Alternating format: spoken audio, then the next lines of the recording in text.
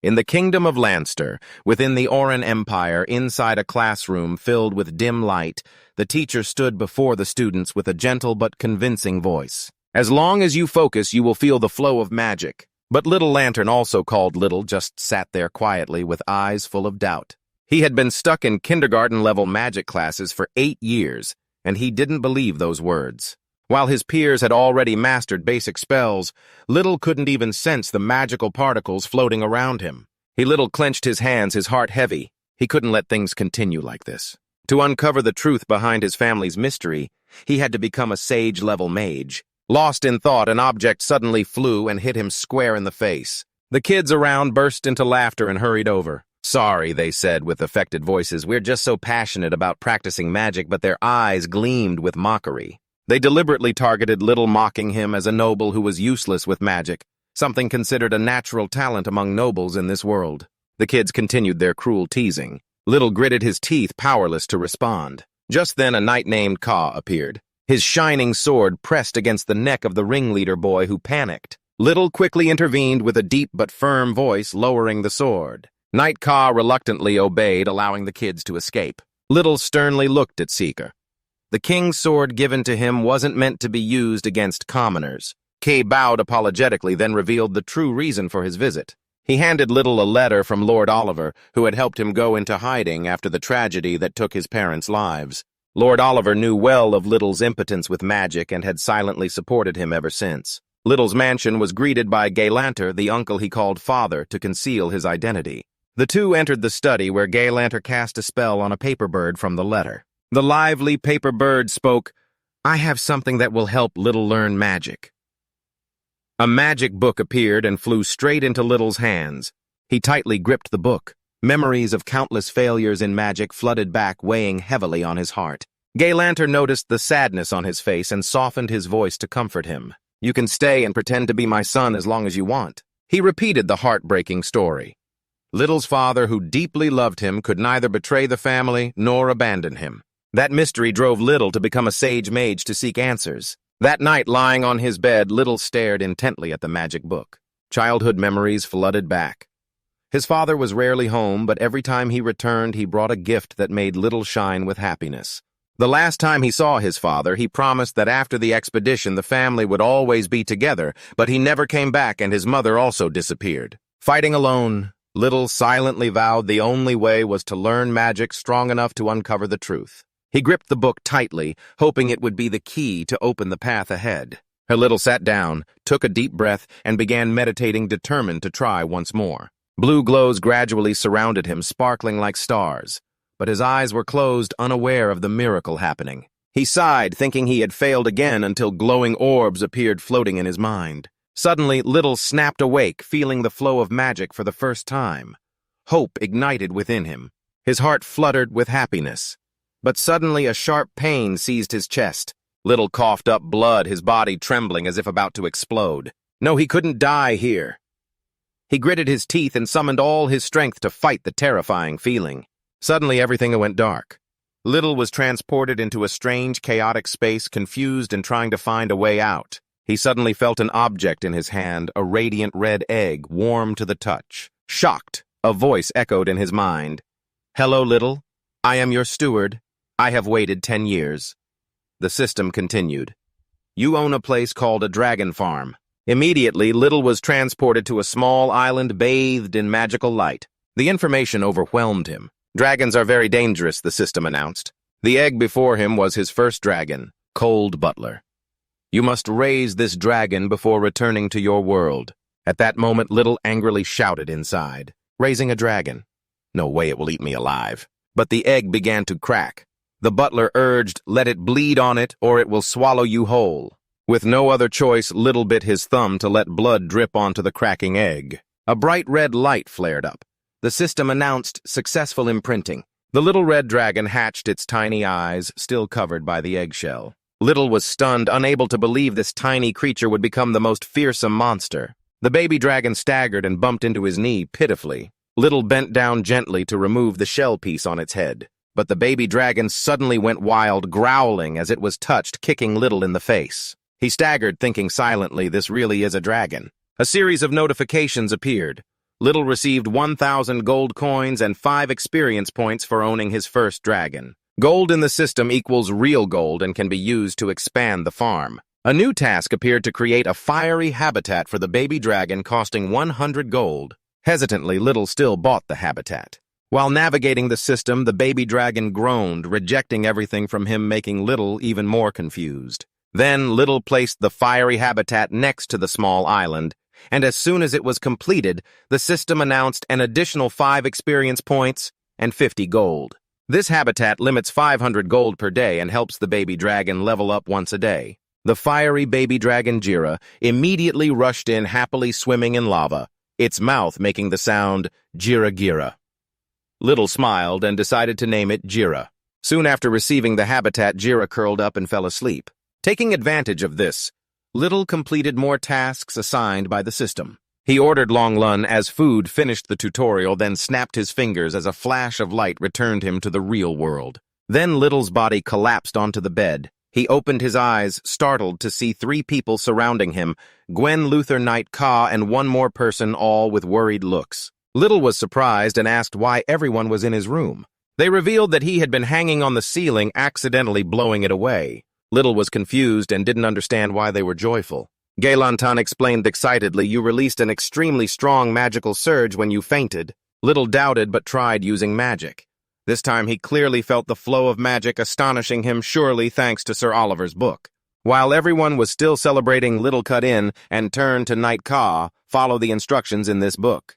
But Ka shook his head, feeling nothing, and Gaylanter too. Little suddenly realized only he was allowed to discover the secrets of the book. Whenever he tried to tell anyone, the system immediately stopped him, forcing him to stay silent.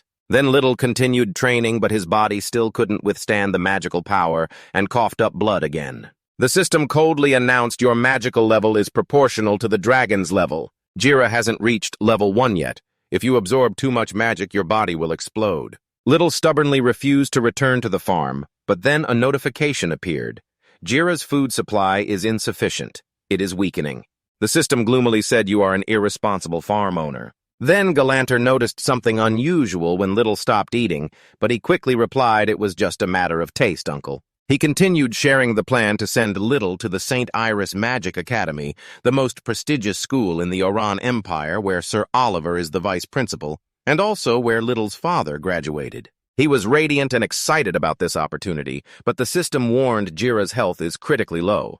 If it starves to death, the farm owner will have to transform into a dragon egg to compensate. Little panicked, not expecting such a terrible punishment, and hurriedly took care of Jira, feeding it every day. Jira's appetite was enormous, but finally, after much effort, it leveled up to 1. Little tried to pat its head, but Jira growled and pushed his hand away. After a while of playing, the system announced, "You have become a qualified level 1 fire dragon farm owner. You can now use magic." Then the system unlocked a new feature, the training room. Immediately, Little was transported to a strange space where he was asked to meditate while balancing on a wobbly board. If he lost balance, a 40-ton hammer would fall. Sure enough, Little fell the first time hit by the hammer. His body shackled to the board to prevent him from escaping his first task, meditating for more than 5 seconds. A sweating Little struggled to keep his balance. After many efforts, he passed, but the difficulty increased sharply. Now he had to meditate on even more unstable surfaces. After 7 days of persistence, the system announced he had passed the training course. Little decided to try feeling magic. A magic circle flashed in his hand and a tiny fireball shot out. He muttered disappointedly that it was too weak and decided to extinguish the flame before anyone saw. Little suddenly saw Jack the boy living with Knight Ka and Green Lantern looking at him excitedly and running to the mansion to report that the master could use magic. Little hurried after him, embarrassed by the tiny fireball. But as he neared Jack, the fireball suddenly flared up, surprising him. He needed more practice. The same day, Gaylantan received an acceptance letter from St. Iris Academy and happily announced it, making Little excited. After some preparations, he set off and was warmly sent off by everyone. The journey to the academy lasted a month. Jack led the way during the day, while Little trained non-stop at night. In his focus, he didn't notice Jira, the young dragon, had grown to level 3 and reached level 1 with a stronger, fiery breath. Little happily led Jira out to explore the world. Suddenly, he was transported back to the real world, just as a mysterious figure with a black dragon sensed his presence and exclaimed in surprise why there was a dragon outside the Rift Valley. Jira opened his eyes excitedly, observing the surroundings, delighted by the space larger than the farm. Little suggested flying around. Bonding with Jira, he thought that if he couldn't escape the system, he would make the most of it and was determined to raise the dragon to become a powerful mage. Suddenly an arrow struck them. Peter suspected it was a dragon hunter, but upon investigating he discovered a robbery. Jack's cries for help echoed. The boy was captured along with 2 guards surrounded by venomous snakes. Earlier, Jack and Lolita, who had grown thin from training, had gone out in search of food. When they encountered a caravan, they were suddenly attacked by bandits. The guards were defeated, and the trade union leader Lucas was captured. Anyone who resisted was bitten by snakes and turned into a corpse. Lucas begged, but the bandit leader coldly ordered the killing to continue. Jack despairingly thought he could no longer serve Little and prepared to face death. Just as the snake lunged, a giant fireball appeared, incinerating the snakes. Jack escaped. The flames looked up to see Little descending from the sky, stepping directly on the bandit leader.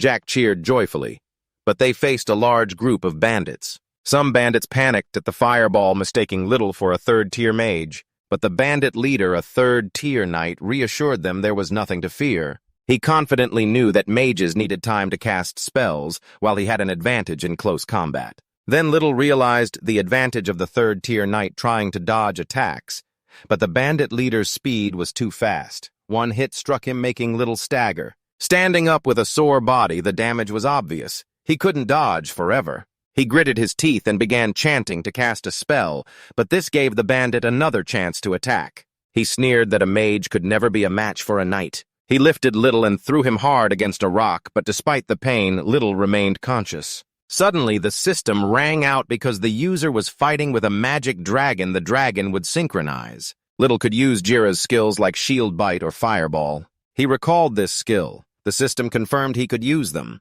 But while distracted, the bandit delivered another kick to Little's face. He roared, deciding to finish this game. Just before the sword struck down, Little activated synchronization. The system spun and launched a fireball. The flame blazed fiercely, forcing the bandit to retreat. The sword melted in an instant. The tide turned. The once arrogant bandits now changed their attitude. Their eyes showed fear mixed with respect, but Little didn't care. Angry shouting was enough. He launched another fireball, blowing them all away. Lucas, the caravan leader, stepped forward to thank Little for saving them. He led him to a mysterious item, his voice excited. "This is a token of gratitude."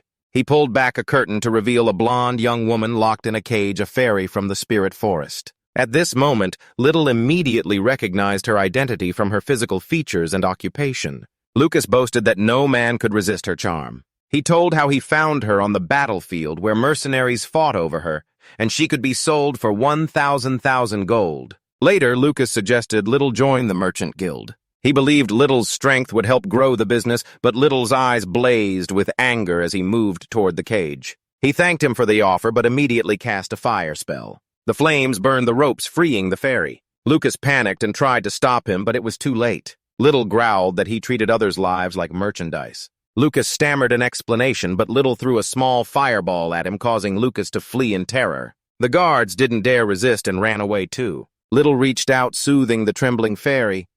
"Don't be afraid, I'm here to save you." After a moment of hesitation, she trusted him and said, "Thank you. Thank you for saving me from them." At this point, Little smiled, introduced himself, and asked her name. The fairy girl was attracted by his gallantry, blushing and hiding her face behind her blonde hair. Little gently said she didn't have to answer if she didn't want to. Little was about to leave, waving goodbye to the fairy girl, but before he could step out, she shouted in a trembling voice, "I'm Nicole." She was afraid that if she didn't say her name, Little would abandon and drive her away. They returned to the carriage where the others were busy cooking. Nicole was so hungry she couldn't help but eat almost all the food. Little didn't mind. On the contrary, he smiled warmly, happy to have helped her. He gently asked Nicole why she didn't return to her clan and instead stayed with them. Nicole lowered her head sadly. "I can't return. I was too mischievous and broke the fairy law forbidding interference with the human world.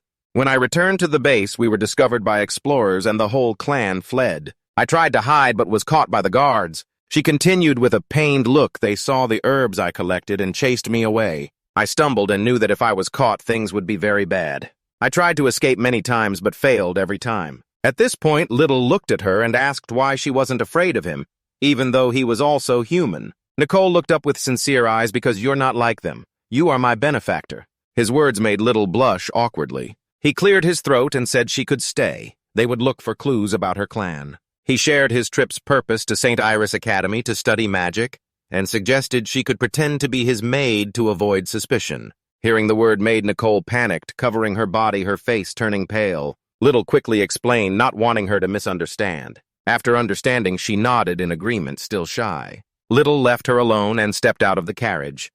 Jack curiously asked his master why he was sleeping outside. "I thought you wanted to do something with that fairy girl." Little shook his head without answering. 3 days later, the carriage arrived at St. Iris Academy. Suddenly, the system appeared, giving a new mission to explore the academy to unlock the water dragon egg. He thought about facing the other dragons. Little looked momentarily gloomy. The system continued, "The more dragons you have, the stronger you become." It revealed his status as a first-class mage possessing a fire dragon. There are 6 types of dragon eggs: fire, water, wind, earth, light, and darkness. If collected, all Little will master the entire elemental magic system of explosive power. He hurried into the academy, not forgetting to say goodbye to Jack and Nicole. Entering St. Iris Academy, Little was overwhelmed. A delivery person flew past on a broomstick. Little said in surprise, "The academy has delivery by broomstick." Around him, students were diligently practicing magic. Magic circles sparkled, and all kinds of strange things made him marvel. Today, Little was called by a man to the entrance exam room. In the room, everyone was whispering, expecting the student recommended by Sir Oliver to reach at least an intermediate level. When Peter entered, an elderly professor greeted him with a warm, deep voice. "I will conduct the test. Are you ready?" He pointed to a blue crystal orb, signaling Peter to place his hand on it. The 3 leaders hesitated, their minds drifting to the dragon farm. What if someone discovered the secret? The system immediately reassured them the magic crystal only measures talent and cannot detect the farm. At that moment, Little took a deep breath and placed his hand on the crystal, hoping his father's talent, a magic genius, had been passed down to him. The crystal shook violently, emitting a brilliant red light. The professor cheered excitedly. Supreme talent. He grew even more enthusiastic when he learned Sir Oliver had personally recommended him. Little believed he had just discovered a genius, but when the test finished, the crystal reported weak magical talent and poor firepower. Everyone in the workshop, including the leader system, cheerfully interrupted to remind him that magical talent is proportional to dragon level. You need to be stronger than the leader. Blushing and disappointed, Little quietly left the room and returned to the dragon farm where he saw Long Lun ready. But Jira, now much bigger, growled, demanding a larger living space. Little sighed and patiently comforted him. "Just a little longer. I need 2 days to gather enough gold." Jira was angry because he had promised the same thing 2 days ago. Little stuffed it full of food, silently thinking that now it looked more like a child than ever before. He pondered ways to upgrade the living environment. The small environment only generated 500 gold per day, while the large environment required 10,000 gold. At this point, Little was almost desperate, but then suddenly sat up, determined, "I can do part-time work to earn gold." Just as he was preparing to go to the Knights Academy, his phone rang. "Breakfast is ready." Little opened the door, stunned, seeing Nicole in a maid outfit, radiant among blooming flowers. He accidentally stared at her, making Nicole embarrassed. "Do I look weird?" He quickly replied, "No, you look fine." Little apologized for making her pretend to be a maid, but Nicole smiled brightly, then suddenly ran up and hugged him tightly. Little felt shy, his heart pounding. At the academy, Little realized the atmosphere had changed. The entrance exam results from yesterday made everyone around rude, their eyes filled with contempt toward him. Then Little entered his first scheduled class, but before he could settle in, a woman blocked his way. She was Teacher Risa, the class supervisor. She sternly scolded him, "You can't just barge in here and use your connections to get into the academy." She even forbade Little from attending the class, causing other students to mock and ridicule him. Cornered, Little quietly asked the system to analyze the magical talent of his classmates. The results showed that none of them were superior to him, not even the dog quietly sitting in the class. Before leaving, Little stopped and looked Teacher Risa straight in the eye, his voice full of challenge. "What's today's class topic? I'm ready to prove I'm smarter than all the students here." The students burst out laughing, continuing to mock him, but Risa raised her hand to signal silence, her eyes flashing with curious interest. She issued a challenge. "I give you 1 week to prepare to face my magic class. If you place first in the exam, you can join the class. If not, leave St. Iris Academy." What seemed like a simple bet turned out to be serious. The system immediately created a new mission matching Risa's requirement: place first in the exam to enter the class and receive 1 water dragon egg shard, a total of 10 shards needed. Little calculated that since the system set the mission, it surely wasn't impossible. He nodded in acceptance, surprising Risa. She thought to herself that the rumors about him might be wrong. From that moment, Little received special attention from her. At the academy library, Little searched through books on magic potions because he wasn't allowed to attend class. The magnificent library shelves packed with books overwhelmed him. But while searching, a few students noticed him and began whispering. Little frowned, trying to keep calm, just wanting to study, not cause trouble. Suddenly, a sharp-voiced girl said, "Be quiet. You seniors don't know how to stay silent in the library, shameful." She threatened to deduct points, causing the students to panic and run away. At that moment, Peter looked at her with silent gratitude. Turns out she was the library advisor. She turned around. "Sorry, I feel bad. I'm really terrible for not keeping the reading environment quiet." At this moment, Little was stunned by her sense of responsibility, stammering, "She's too serious." Taking the opportunity, he asked where the books on magic potions were. She smiled and introduced herself. "Just call me Vivian." Chanting a few spells, she made the necessary books glow and fly to them. Vivian gave all the potion books in the academy to Little, but warned, "The exam is practical. Just reading books probably won't be enough to pass." Little nodded, his eyes determined and resolute to prepare for the challenge ahead. Suddenly, the system rang out, giving advice on how to pass the exam. Little turned to Vivian confidently and said, "You don't need to worry, I believe in myself." He thanked her for her help, despite rumors that she was the first to support him.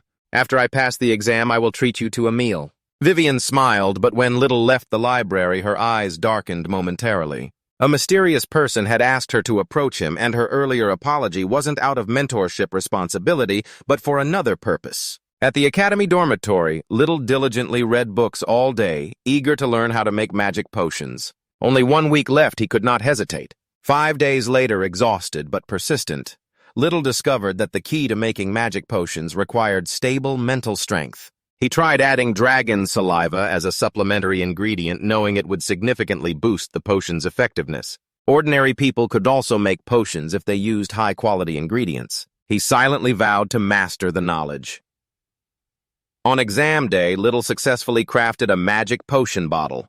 Some students shouted loudly, "Little cheated," but Professor Risa sternly punished them for spreading baseless rumors. Little appreciated her actions, and Risa was astonished that he managed to create such a high-quality potion. She used magic to inspect the potion and declared, "If no one surpasses this quality, Little will be first."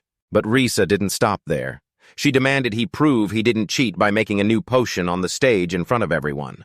The students were gleeful, wanting to put Little in a tough spot, whispering, "He used dragon saliva." Some refused to accept that Little surpassed them in just 7 days. Little just smiled calmly.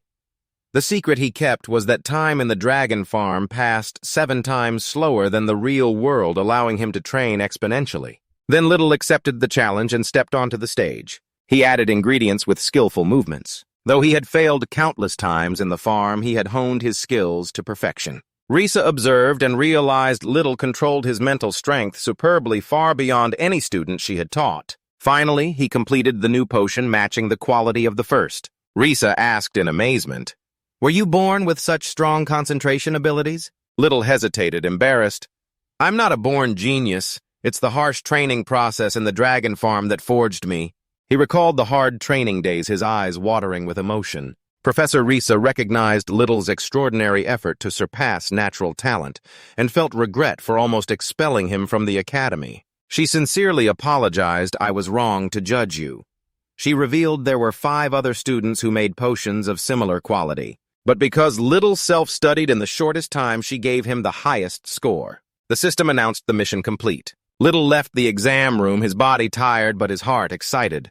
He decided to relax and reward himself for the victory and remained determined not to give up on the academy, preserving his father's legacy. With the remaining dragon saliva, he planned to create high-quality magic potions to sell to merchants for thousands of gold, enough to upgrade Jira's living environment. Yes, the biggest problem at the academy had been solved. Little remembered his promise to treat Vivian to a meal. He went to the library but didn't see her. Suddenly, a woman appeared from behind and asked if he was Little. He felt strange, tried to push her away, but still confirmed, "I am Little." She informed him that Vivian was behind the academy building preparing to confess something to him. Her words made Little confused, unsure how to react. The system suddenly displayed a mission for Vivian to carry as the princess to receive the water dragon egg shard. Little got angry thinking the mission was ridiculous and swung his arm to tear the notice board in two. The woman looked at him as if he was the strange one. She urged him to hurry, saying Vivian would wait until he arrived. She summoned a bee to tell Little to follow, but Little was suspicious, feeling something was off. Vivian wouldn't act like this, especially since we've only met him once. Little hesitated, doubting the strange mission from the system and the woman's invitation. Vivian couldn't confess his feelings after just one meeting. Is this a joke? But when following the bee, he heard a voice from afar, thinking it was Vivian. He rushed toward the sound to a central academy area where there was a mysterious gate. Why does the academy have this? The system notified that Vivian had entered the gate and was waiting for others to join. While Little was still confused, a powerful magical force suddenly hit him from behind. He quickly turned around, but it was too late. The magic pushed him crashing into the gate. Notification appeared: Little has stepped into the gate. The attacker revealed himself. The woman in the library was actually a man using magic to disguise his identity. He growled with jealous eyes. I'm bullied by seniors. No one protects me. Someone like you gets help from Vivian. He planned to make both Little and Vivian despair. On the other side of the gate, Little was shocked to see sharp spikes sprouting from the ground. Looking up, he was horrified to find Vivian tied up, high-mouth, gagged, struggling to break free from chains. Before he could react, Little felt a cold breeze behind him. He turned to face a giant magical beast emerging from the gate. It roared and howled, shaking the ground so hard Little nearly fell into the spikes. A magical beast inside the academy. Little was stunned, but the beast gave him no time to think and charged like a storm. Knowing he could die if he didn't dodge, Little gathered strength and jumped to avoid the attack. The ground cracked wide under the force, forcing him to brace himself. The beast was terrifyingly strong, but Little was surprised to find he could jump higher than usual. He suddenly remembered that completing the earlier mission had promoted him to a level 2 mage, and just one level increased his power this much. Confidence surged. He believed he could defeat the beast, but as soon as he landed, it lunged with sharp teeth, nearly biting him. Luckily, Little dodged, just in time, realizing his body was now fast enough to keep up with the beast's speed. The mage's weakness was gone. He decided to counterattack. Little cast a fireball. The flames blazed fiercely, knocking the beast down onto the sharp spikes. He cheered, happy his attack was effective. But the joy was short-lived as the chains binding Vivian started breaking one by one. She fell straight toward the spikes. Little rushed to save her, but was too late. Luckily, a few remaining chains held her suspended, narrowly saving her life. At this moment, Little angrily blamed himself. I was so focused on fighting, I forgot about Vivian. Quickly analyzing, he realized when the beast fell, it destroyed some spikes, causing the chains to loosen. If the spikes break, the chains will snap. Little thought of how to destroy the spikes while keeping Vivian safe. He shouted, Vivian, wait for me. I'll call other mages in the academy for help.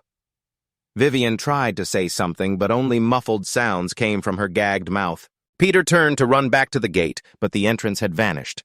He was trapped. He remembered the woman who pushed him into the gate. She was probably behind this trap. Why did he want to kill us?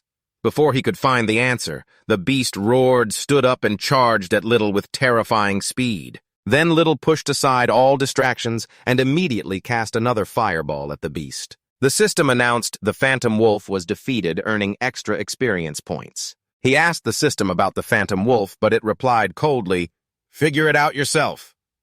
Little angrily wanted to grab the system and throw it, but suddenly noticed a purple orb falling from the wolf's body. The orb floated toward Vivian, hovering near her. Little had a sudden thought restrain the wolf.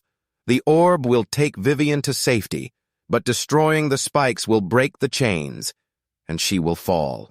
He was pleased with the discovery, but before he could celebrate, a roar echoed. The Phantom Wolf split into two fierce, growling beasts. Little was stunned. This made things even harder. He suddenly remembered information from the student handbook. The trial area is for students ranked 153 and above, where mock battles with magical beasts take place. If you pass, participants are automatically sent outside the gate. This seems similar. With no other choice, Little decided to fight. He continuously cast fireballs to take down each wolf, accumulating experience points. The goal was to keep Vivian safe until she could be transported away. But over time, the wolves kept getting more numerous. Each wolf defeated split into two. Little was injured, his body weakening, pushed to the edge of the cliff. I knew this would happen. When a wolf charged, he suddenly remembered he could use all the dragon's skills. Besides the fireball, there was also a shield and claws. Immediately, Little activated the shield, creating a small barrier to block the wolves' attacks. Little's shield began to crack under the relentless assault of the wolves. They advanced, growling, their eyes blazing red. This couldn't end like this. Little gritted his teeth and struggled to push a wolf off the cliff. He activated his claw skill, swinging his hands to fend off the remaining wolves. Suddenly, the system notified that a wolf phantom had been defeated. Little was surprised, since his claws didn't deal much damage. Then he realized the wolf that had fallen off the cliff was completely eliminated. A purple orb appeared flying toward Vivian. Little flashed a plan, making the wolves fall off the cliff was the way to win. He combined fire magic and claws to directly confront each wolf he pushed off the cliff. 1, 2, then 7, all were defeated. Vivian's chain shattered. She fell safely down. At that moment, Little hurried over and softened his voice to reassure her everything's okay now. He hoped they would be teleported out after defeating 7 wolves, but a strange sound echoed in front of them. A stone staircase leading downward appeared within the gate. Vivian trembled as she used magic to heal Little's wounds. She sobbed, choked with emotion. "Sorry you got into trouble because of me." Little shook his head firmly. "It's not your fault now, we have a bigger problem." Looking at the stairs, he realized the challenge wasn't over, and asked Vivian, "Do you know anything about the place called the Trial Kingdom?" She shook her head, feeling guilty. "I don't know the details, it's only for senior students." Both were clueless about this place. Little took her hand decisively. "Then we have to figure it out ourselves." "Yes," Peter promised Vivian, "I will protect you." But the girl shook her head, gathering magic around herself, her voice resolute. "I will fight alongside you." Peter was surprised by her spirit. Suddenly, a drop fell from somewhere, startling Vivian, who quickly hid behind him. Little laughed, not missing the chance to tease so cool, but why hide? Then the two began descending the stairs, the thick fog gradually lifting. Vivian suddenly heard the sound of crumbling stone. The stairs behind them collapsed. They rushed to escape, but it was futile as they were about to fall into the abyss. Little tried to summon Jira's skill, but Vivian was faster, activating her magical wings. She carried Little like a princess and flew to safety. Little breathed a sigh of amazement. Is she really that strong? The system broke the moment with a congratulatory notification for mission completion. Little leveled up but couldn't learn a new skill because Jira was still upset about the living environment issue. At the end of the stairs, they faced a path leading to a gate surrounded by the corpses of wolf phantoms. Little was cautious there must be a trap.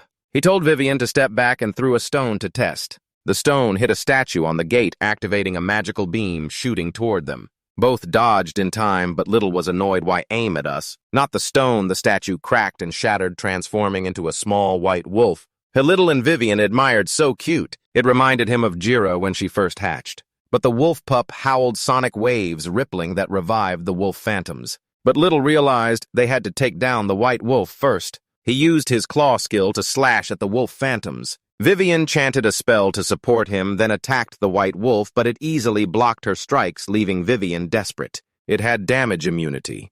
Vivian suddenly sank into painful memories, recalling being saved from a level 8 demon beast immune to magic. All her teammates died. She was the only survivor. That brutal memory haunted her endlessly. But Little Eyes, determined, held her hand. "As long as I'm here, we will survive and win this trial. I swear I won't let you be in danger."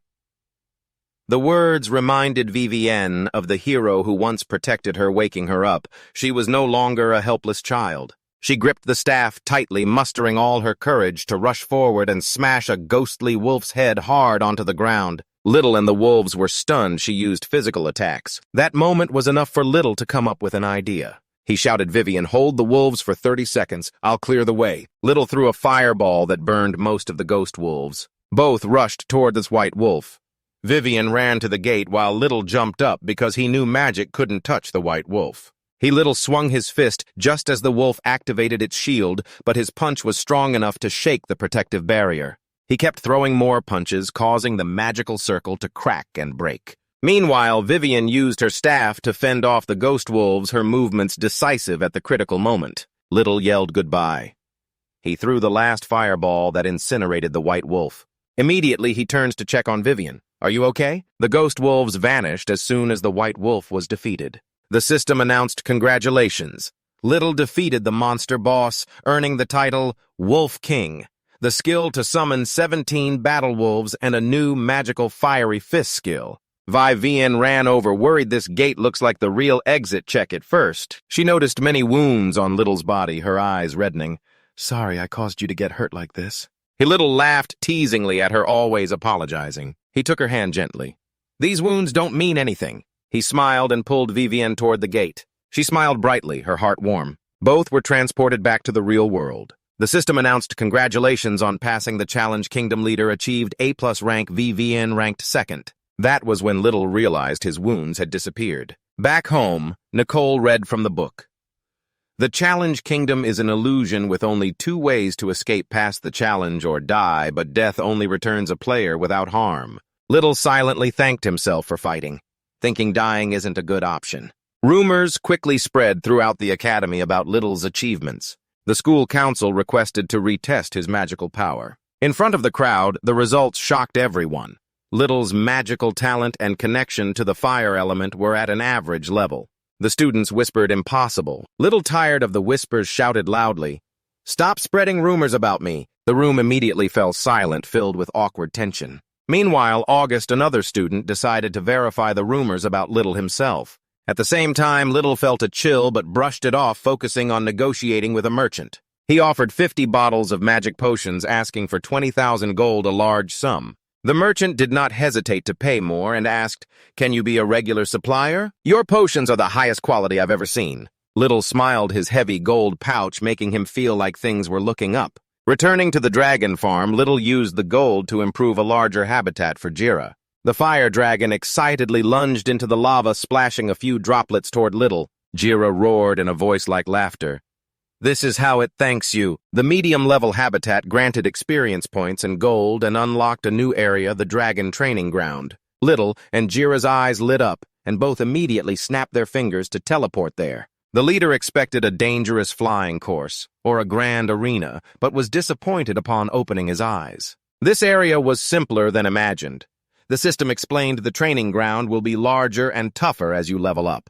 Complete all tasks to unlock the Dragon God Arena. First task, wave a stick 1,000 times like a cat toy. Though it sounded weird, the stick was surprisingly effective. Jira, the fearsome dragon, suddenly became a pet, chasing the stick with delight. But Little was bored with the dull task, accidentally dropped the stick, and complained to the system. Vera lowered her eyes sadly, thinking her owner didn't want to play with her. That image made Little feel sad, recalling the times he begged his father to play with him but was refused. He realized Jira was even lonelier because it was the only dragon on the farm while Little was busy studying at the academy. Then Little picked up the stick, determined not to give up. Both he and Jira enjoyed the training moment. The fire dragon eagerly chased the stick. By this time, Little was exhausted after more than 700 swings, but gritted his teeth and continued because this was the system's mission up to the 1,000th swing. A tremendous pressure suddenly hit him in an instant. Little felt the blazing gaze of a powerful dragon, freezing his body, unable to move. But then Jira lunged forward and snatched the stick from his hand. The system congratulated him on completing the pressure test. That just now turned out to be Jira's new skill. The dragon's imposing aura can paralyze lower-level creatures at a small chance. But because Little's level was high enough, he was also equipped with this skill. The expanded training ground excited him as he imagined unlocking the entire area, especially the Dragon God Arena. But now he had to say goodbye to Jira. Little rubbed the dragon's belly, but in return he got a powerful tail whip that sent him flying into the air. Back at the academy, Little attended Professor Reese's class as she promised. Some classmates, including the strange dog, began to like him. He hoped the semester would pass peacefully, but while helping the librarian clean, Little discovered a giant magic circle behind a curtain. He immediately recognized his father's mana. Curious, when he touched it, he suddenly disappeared and was teleported to the other side of the circle. What stood before Little was a horrifying sight, a dragon skeleton chained tightly in the room. He muttered, wondering why the academy had such a thing. The system immediately appeared and assigned a new mission. The system announced the completion of the water dragon egg's final wish. The main mission was to break the chains to help the dragon move. Little cast a fire spell, hoping to melt the chains, but the flames were ineffective. He stepped closer to examine the chain's material, but accidentally awakened the bone dragon. It struggled its blazing eyes, lunging to attack Little. He activated a shield, but the strike pierced through and almost took his life. Luckily, the dragon suddenly stopped. Its staring gaze made Little fearfully step back. He silently thanked the chains for saving him while cursing the system for not warning him. But while arguing with the system, Little heard the bone dragon's voice. Thanks to dragon language skills, it was calling out to its lost child in a desperate voice. Little tried to communicate, but no matter how many times he asked, the dragon ignored him and only repeated useless cries for help. Then he looked around the room for clues. An old magic book caught his eye. Opening it, he was stunned to see 3D images of Sir Oliver and his father. This was their laboratory, but the following pages were blank, reminding Little of the book Oliver once gave him. Surely that was also their research. He recalled his father believed dragons were not demons. He had fought against his own kind to free them. Sir Oliver also said that when Little reached sage level, he would help cleanse the family's reputation. But now he pushed that thought aside to focus on the bone dragon. Deciding to gather more information, Little stepped out of the magic circle. Then Little asked Vivian if she felt anything strange from this wall. Vivian shook her head and pointed out that he hadn't cleaned it properly. Disappointed, Little asked other students about the bone dragon, but no one knew any rumors about dragons in the academy. He went to see Professor Risa, but she was silent for a moment before saying what he asked was impossible. Dragons were too powerful. No one could bring them into the academy. She advised not to waste time on legends, to prepare mentally for the special exam. Then Risa explained that if he passed the exam, Little would be allowed to enter the Mage's challenge tower. A kingdom harsher than the challenge kingdom created by the sage Mage Din Glassstone. Inside the tower, dangerous monsters lurk and going through alone is almost impossible. Each year, selected potential students have a chance to receive the honor medal from the king, allowing them to teach at the academy or study in the royal library. Risa emphasized that the royal library could help him learn about dragons. Little's eyes lit up, realizing this was Risa's hint about the bone dragon and the magic book. Eagerly, he asked about the exam. Risa smiled, saying he had to defeat her in a battle. Little paled. She was a rank 6 mage, while he was only rank 3. But Risa reassured him she would suppress her power to match his level. He had 1 month to prepare. She was looking forward to it. The system now showed the mission defeat Professor Risa without using magic. Returning to the dorm, Little pondered although Risa's knowledge surpassed his and her water attribute differed from his fire. But he didn't give up, determined to find a way to overcome it. Later, Little devoted time to researching how to counter water magic. At the same time, he learned advanced fire magic, and since self-training was ineffective, he asked Jira for help. Every day, the two trained tirelessly, helping Little become more agile in casting fire spells. Not only stronger, but the relationship between him and Jira also grew closer. After a month on match day, some students still doubted Little, but Vivian fiercely defended his image against whispers. The match began with the rule that whoever takes damage from magic, or is pushed out of the circle, loses. Little launched a barrage of fireballs while Professor Risa responded with water spheres. Despite suppressing her power, Risa created more spheres, overwhelming Little without letting him rest. She chanted the Silver Serpent Dance. Little countered with a ring of fire that evaporated her attack. Risa praised his understanding of attributes but immediately unleashed a 3rd-rank water magic tide. Little responded with Spring Flame, a 3rd-rank fire magic spell. The two skills clashed, but Spring Flame was pushed back. The audience was amazed that Little held out so long. Risa thought he was about to give up, but Little's eyes blazed as if everything was just starting. He deliberately led Risa's water upward, skillfully controlling both spells. Suddenly, countless fireballs appeared surrounding Risa. Little smiled, thanking her for giving him time to prepare. He launched Meteor Fire. Giant fireballs rained down like shooting stars. Risa smiled quietly, admiring that this magic was almost impossible to learn at rank 3. A huge explosion shook the battlefield. The crowd cheered, thinking Little had won, but when the smoke cleared, Risa was still standing strong, unscathed. She began chanting Night Bloom Illusion. The students, including Vivian, widened their eyes in amazement. One student whispered that only those who signed a pact with a spirit could use this spell. At that moment, Little doubted if she was really rank 3. Risa turned to warn him that if he waited, the entire arena would be engulfed. When the chant finished, a massive wave rushed forward. Little remembered the white wolf immune to magic and realized Risa's spell was similar, her ace card. He charged at her, throwing a fiery punch. Then Risa lost guard, not expecting Little to react so quickly. He broke the barrier and immediately chanted Fire Serpent. Risa countered with a water whip.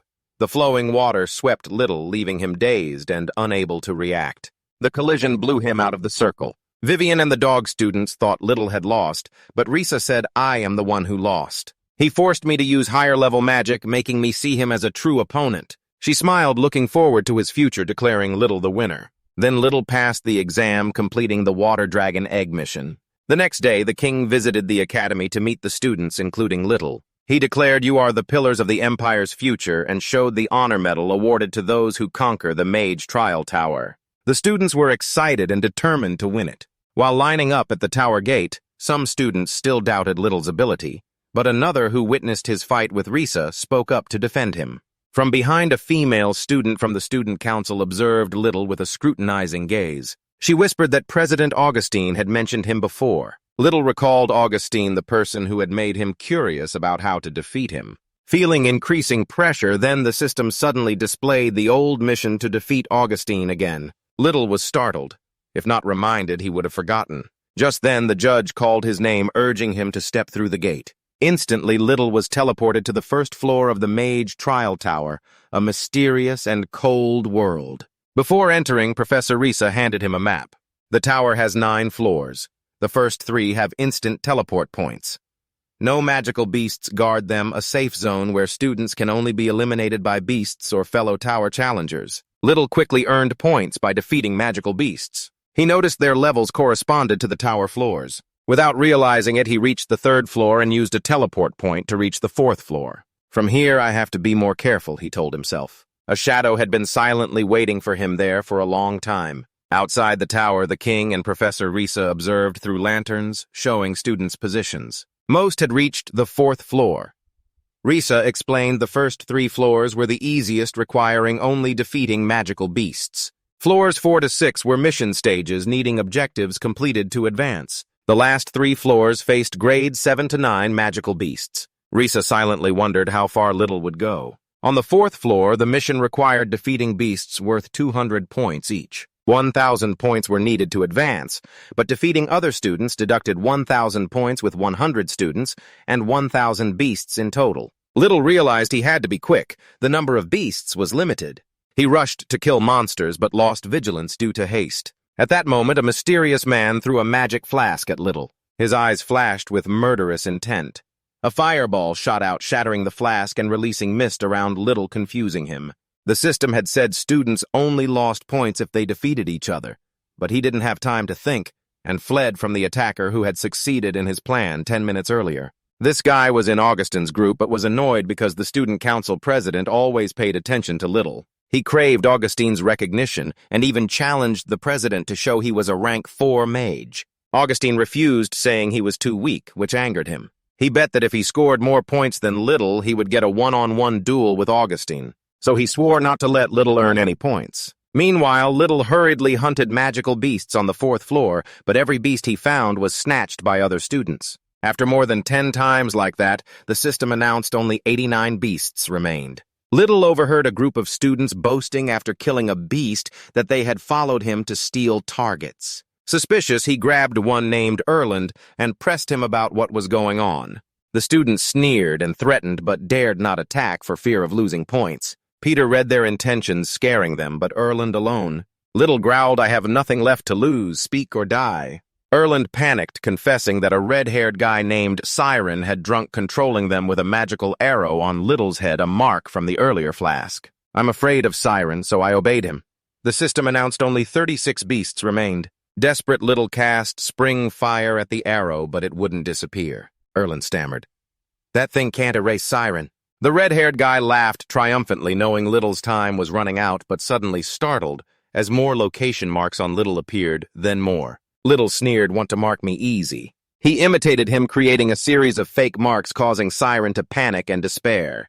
The guy rushed off to hunt beasts, determined to block Little. Most students had completed the task, but Little persistently fought on to reach 600 points. Just need to defeat 2 more spirit beasts to reach 1,000. Suddenly, the system announced only 1 spirit beast remained. Little was stunned and angry. Even if he defeated it, the points still wouldn't be enough. But a bonus mission appeared. The last spirit beast had a random score of Euro 99. Hope ignited. Little rushed off to find the beast. Other students, also eager to level up, began the hunt at the student association. A girl reported to Augustine that Siren had gone too far and used a mark charm on Little. Augustine coldly said whoever survives the tower needs no justification. If Little doesn't pass level 4, he's not worthy. With 15 minutes left, Little activated the Werewolf King title, summoning a pack of ghost wolves to assist in the search. The wolves scattered, confusing the other students who didn't understand where they came from. One wolf howled. Little immediately knew he had found it. He activated the instant teleportation formation, rushing to the last spirit beast's location.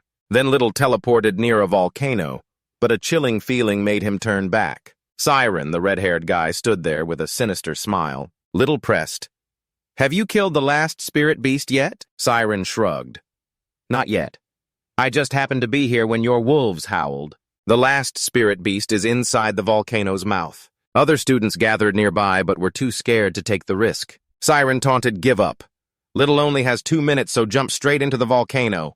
He knew dying in the challenge tower didn't affect real life, but falling deep with the intense heat made him shudder. "Without the power of the fire dragon, my lungs would have burned already." Suddenly, a blow from behind trapped him in a steel-strong spider web. He struggled, but it was useless. The spirit beast appeared, a giant spider. Little shuddered, thinking he might become its meal forever. He cast a fireball, but the web was unharmed. The spider lunged and bit his leg. Little screamed in pain. The system displayed info level 4 fire spider phantom web is flammable. At that moment, Little cursed. "Why tell me now?" The spider attacked again, targeting his arm, putting him in danger. Gritting his teeth, Little tried to finish the strongest spell, Meteor Fire. Countless fireballs rained down like shooting stars. The spider sensed the threat and retreated into its sturdy shell, ready to withstand. Meanwhile, Little struggled against the web but failed. Only 1 minute left. He realized the spider only hit its head in the shell. Thinking quickly, Little decided to use the fire snake aimed at its head. He began chanting the spell, but the volcano shook, about to erupt. The spider shot silk to cover Little's mouth, preventing him from finishing the spell. The system revealed the fire spider phantom prefers to melt prey with lava before eating. Little despairingly said, "If the volcano hadn't erupted, I would have won." Lava surged from afar. Siren and Augustine watched. The red-haired guy sneered. "Now let's fight hand-to-hand on level 5. Augustine coldly, "Time isn't up yet, wait." Suddenly, a fiery fist pierced through the lava and struck the spider's head. Little survived by activating the lava shield, a secret skill that made him immune to lava like Jira. Standing ready to fight, only 4 seconds left. Little unleashed the fire snake at the spider to prevent it from escaping. When the countdown ended, Siren boasted, "Little's definitely dead now." Augustine was silent, his eyes filled with disappointment. But a student shouted, pointing at the sky. Little's marked arrow appeared, flying toward them. Siren sneered. Although he survived, he still failed the test. Suddenly, Little landed right behind him, voice cold. "You're wrong." Under the shimmering light of the golden orb, the crowd held their breath, watching Little's every move. "This orb will add points to him," a voice echoed, leaving Sa Jen's stunned eyes wide in amazement. The surrounding students, initially surprised, gradually got drawn into the orb's brilliance, whispering before Little opened it. He turned his head and said in a deep, clear voice, "Does anyone have extra clothes I can borrow?" Before he could finish speaking, the pink-haired girl quickly stepped forward and handed him an outfit. At that moment, Little nodded slightly with sincere thanks. "Thank you." The pink-haired girl's hair shimmered under the light as she smiled, her eyes full of meaning. "I've noticed you since we entered this tower." She spoke softly but confidently. "There's a rumor that Little's power rivals the tower's master. I'm Daya. Would you like to team up with me?" Little paused briefly, a strange feeling creeping into his heart.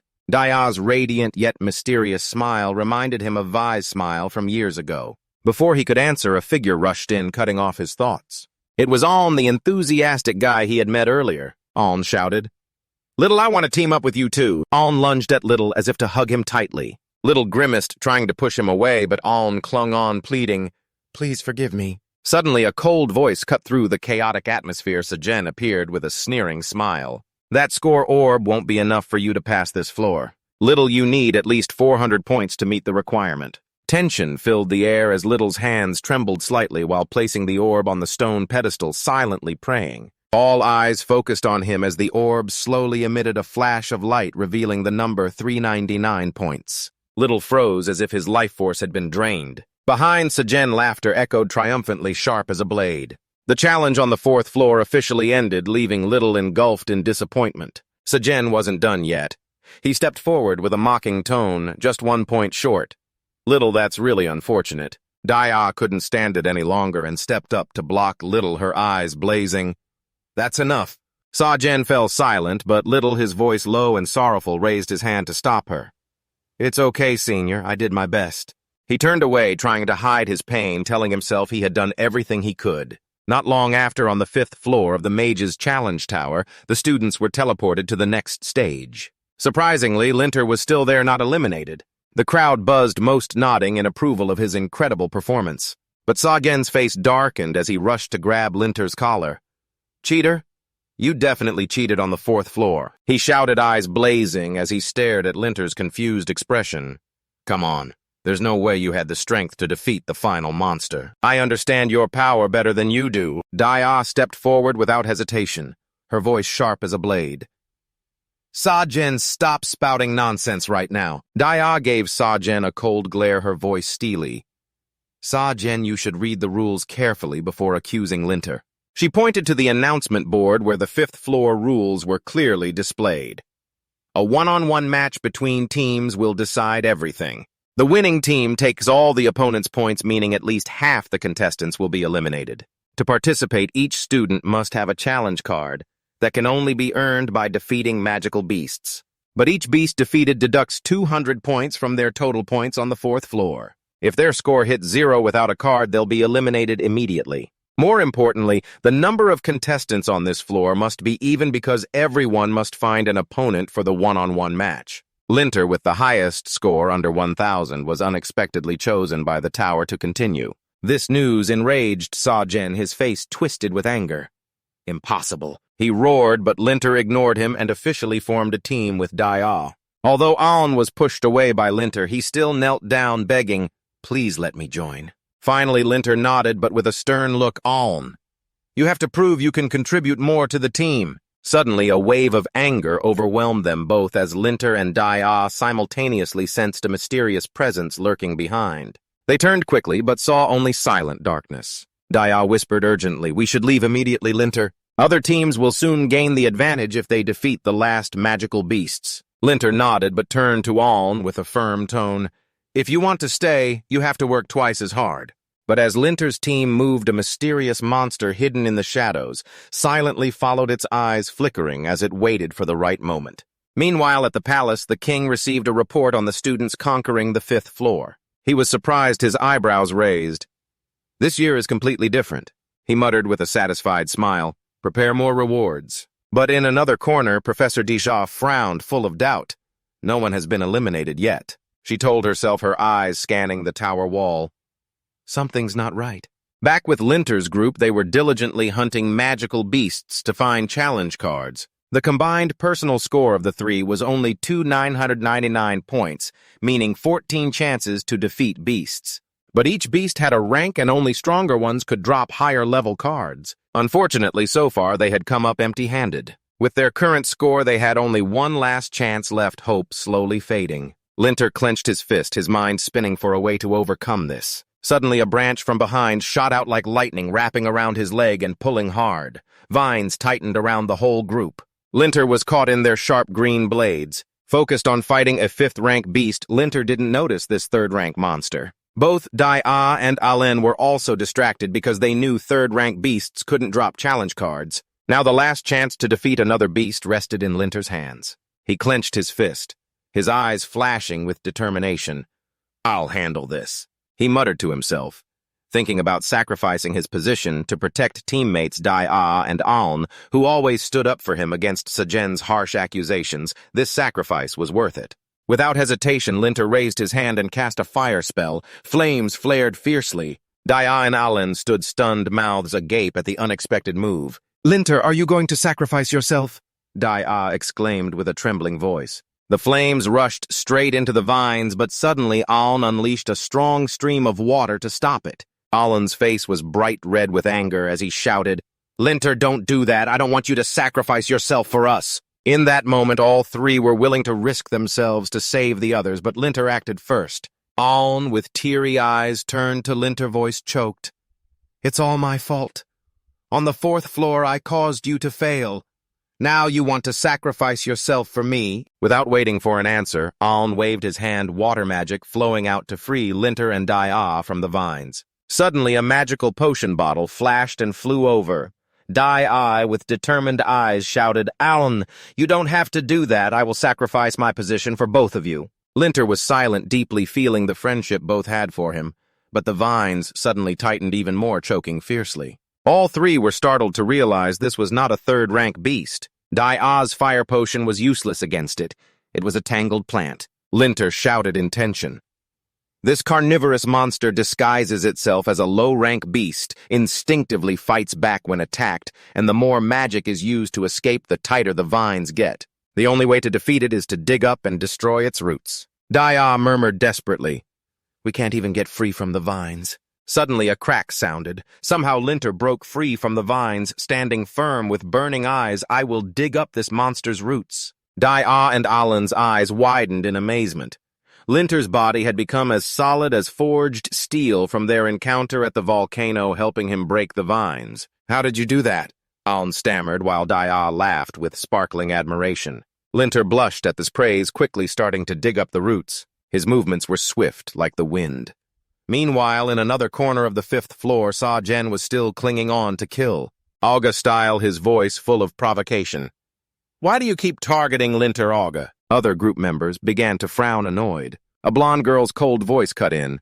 "This match is impossible. If the chairman defeats Sagan, he will lose 1,000 points and be eliminated." But Auga was unfazed, stepping closer to Sagan and holding up a challenge card. "This is my target," Auga said, cold eyes fixed on Linter. The blonde girl quickly blocked Auga, worried. "Sagan is messing with Linter again." But their leader's deep, thunderous voice declared, "Sagan, you will never defeat Linter." Linter's whole group, filled with determination, continued their journey through the 5th floor, leaving Sagan isolated behind. His face twisted in anger, unable to accept the leader recognizing Linter's talent over his own.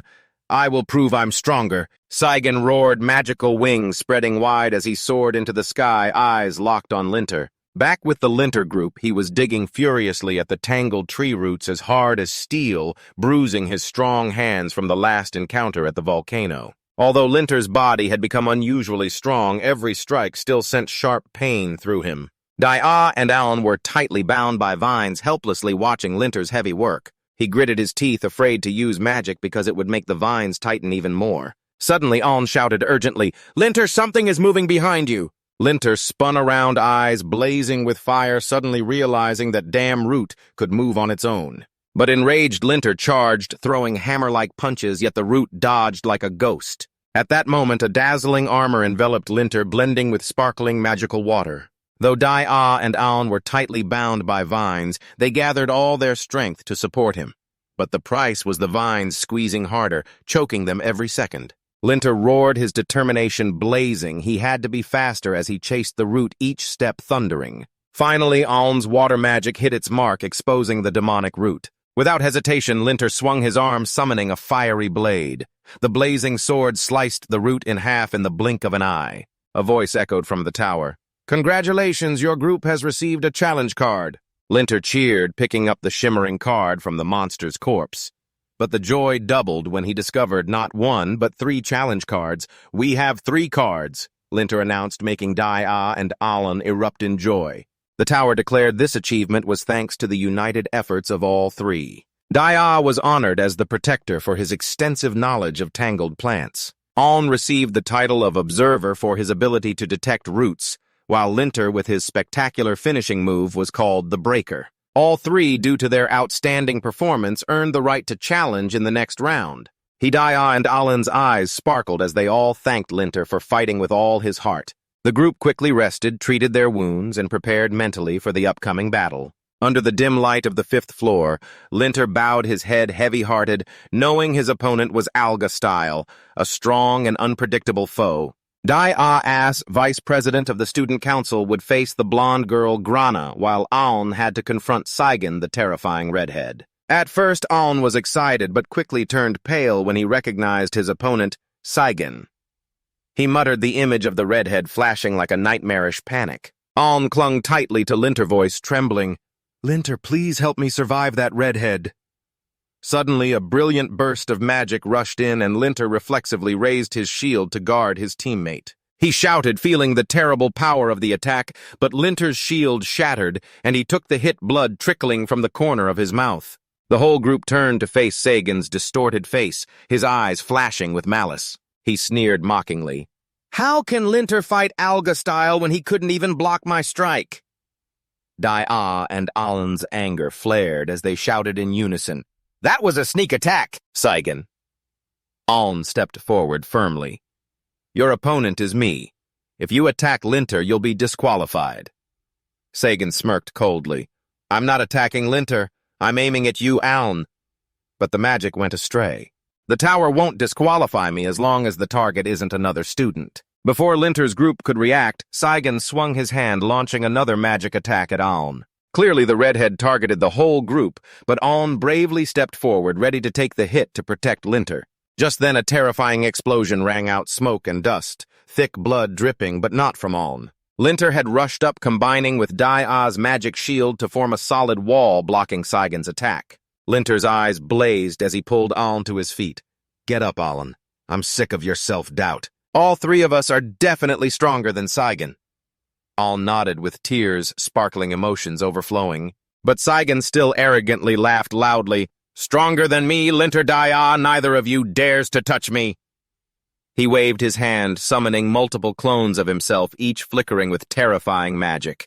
Dai-Ah didn't hesitate, activating his wind skill, creating a swirling air current to boost Linter's speed. Linter charged into the clones to protect Aln while shouting, "Aln, you're the observer. Find Sagan's real form now." Aln snapped awake, focusing his chant, his eyes flashing as he detected a faint glow from the real Sagan hiding among the clones. "Linter, he's over there." "Over." Aln pointed firmly.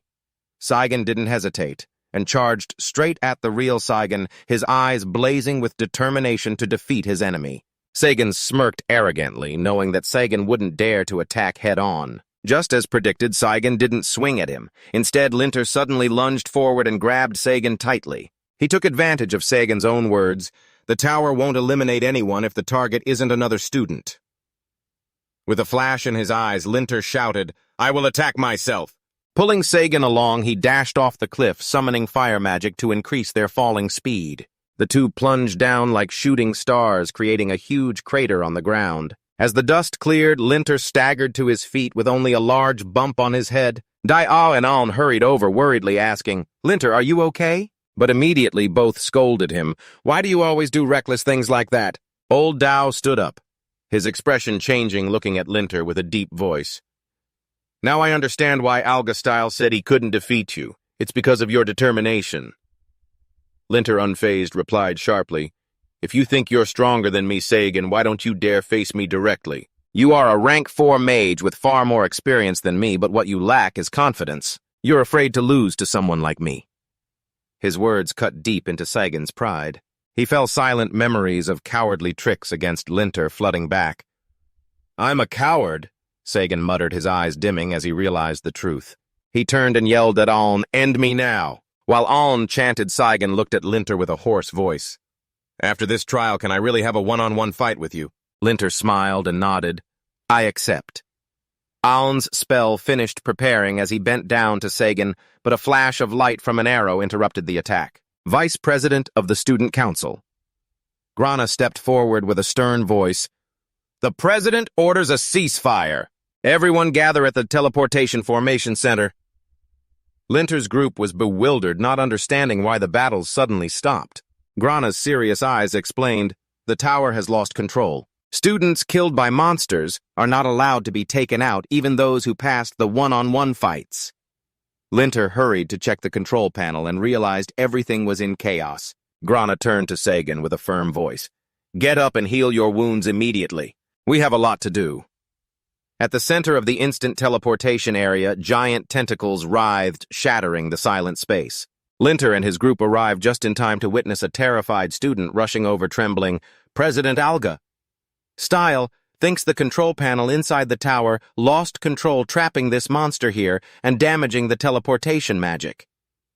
I'm Grana standing beside to report to Alga Style, she said clearly. She paused, her face darkening. But 22 people have died. 6 are injured and 3 students are missing. The news made Dai and Aln pale fear deeply etched in their eyes. At that moment, Alga Style looked at Linter with a deep but cold voice. Compared to those who died, Linter, you are truly lucky. His words and tone made Linter clench his fists, anger rising inside him. He felt Alga was implying that he should have been among the victims. Alga didn't deny it, just smirked. Someone who has always been lucky since entering the academy. I hope your luck will help us get through this time. But the monster gave them no time to argue. A giant tentacle bent down, revealing its true form, a colossal octopus with a body glinting metallic. The tentacle slammed toward the student council group, causing several students to scream in panic and scatter. On the other side, Alga Style raised his hand to summon lightning magic. A lightning bolt tore through the sky, striking the monster directly. Linter didn't hesitate and unleashed fire magic. The brilliant flames burst forth. Even Alm, the shy guy, gritted his teeth and chanted. Magic light flashed from his hands. Their actions ignited a fire in the hearts of other students who had fled before, but now turned back, their eyes sparkling with courage, ready to fight. But Linter and August soon realized their attacks were just scratching the monster's itch. While engrossed in battle, the two accidentally collided. Their uncoordinated movements made them stagger. A giant tentacle took the opportunity to bend down, threatening to crush them both. Suddenly, a series of magic attacks shot up from the ground, stopping the tentacle. Inspired students returned united to fight alongside Alga Style. Linter looked over, unable to hide his admiration for Alga's leadership skills. Dai stood next to Thitum with Aln. Alga may be arrogant, but he is always the first to defend the academy. Aln nodded, his eyes resolute. Alga Style's voice thundered as he commanded the student council, "We will lead and protect everyone. Keep all students safe." Under the dim light of the tower floor, none of the students were cowards anymore. Each of them had blazing eyes ready to stand by Alga Style's side. With the sharpness of a leader, he recognized Linter's influence. It wasn't just him inspiring others. Linter's indomitable spirit also sparked courage in everyone. The 3 Alga Stylers raised their voices thunderously. "Everyone alive, prepare for battle! Unleash your strongest skills." The roles were clearly assigned. Grana's group was responsible for analyzing the monster's movements. Sagan led the vanguard formation, while Linter's team launched the most powerful magical attacks.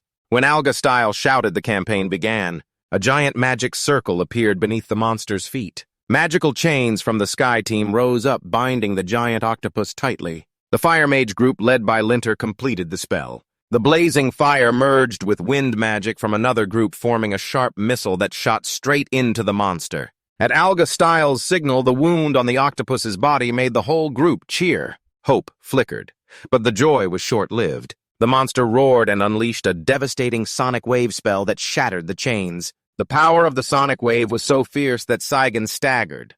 Linter coughed up blood and most students fell wounded. Alga Style clenched his fists, blaming himself, but quickly regained his composure and ordered a counterattack. While everyone prepared a new strike, Linter silently thought through his pain. A memory flashed a skill he learned from the fire dragon during training. Without hesitation, Linter activated the dragon's aura. A skill that could lock the enemy's movement, but the level gap made his body heavy and almost useless. Suddenly, a blinding light flared up in front of him. The fire dragon's soul path escaped from Linter's body, now bigger and more powerful than ever. The fire dragon roared with overwhelming momentum, paralyzing the octopus. Its sonic wave stopped completely. Alga Style seized the chance and shouted attack with a barrage of magical strikes from the students. The assault tore the monster's body apart. The octopus collapsed. Silence filled the space. The students who had fainted began to wake up, breathing a sigh of relief. But Alga Style frowned, his eyes full of doubt. Why did the monster suddenly freeze for a moment? While the group cautiously approached to check the monster's body, Linter lay on the ground, his body trembling. He breathed weakly and turned to ask the fire dragon's soul path, "Why did you escape from me?" The soul path system replied evenly, "That is the dragon's aura skill." When the master trained in the fire dragon area, all skills the soul path learned were externalized through the master's body, but with your current physique, you can only use it once a day. The soul path glared at Linter. You were the one who requested to use that skill. Now you blame me. Linter snapped at the system. Why didn't you warn me about this skill? The soul path didn't back down. You only dragged me to the training ground to learn skills. You never actually played with me. Suddenly Aln shouted, calling Alga-style chairman. I noticed many moments when the monster was motionless. I discovered it's a nightmare giant monster rank 6 with dark attributes. Rana frowned, suspicious. That species can't be that huge. Aln shook his head, confused. I'm not sure either, but my magic circle indicated so. It also has the ability to pull people into illusions. The three Alga-stylers nodded, eyes thoughtful. That's right. Even though we coordinated attacks only, Grana's light and my thunder magic were effective. You could say I'm the second light mage, but the atmosphere suddenly turned heavy. A magical sword unexpectedly pierced through Alga-style's chest. The one who struck with the sinister smile was Saigon, but he did not betray. His empty eyes showed he was being controlled. He was mind-controlled. When Rana shouted and unleashed the binding light that tightly wrapped Saigon, she turned to Aln to check what was happening.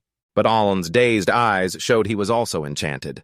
The other students behind them were the same, attacking their teammates in madness. Rana panicked, realizing Aln's words about the nightmarish giant were true. Linter hurriedly asked Dai, do you have any magic potion to restore consciousness or something similar? Dai shook her head in despair.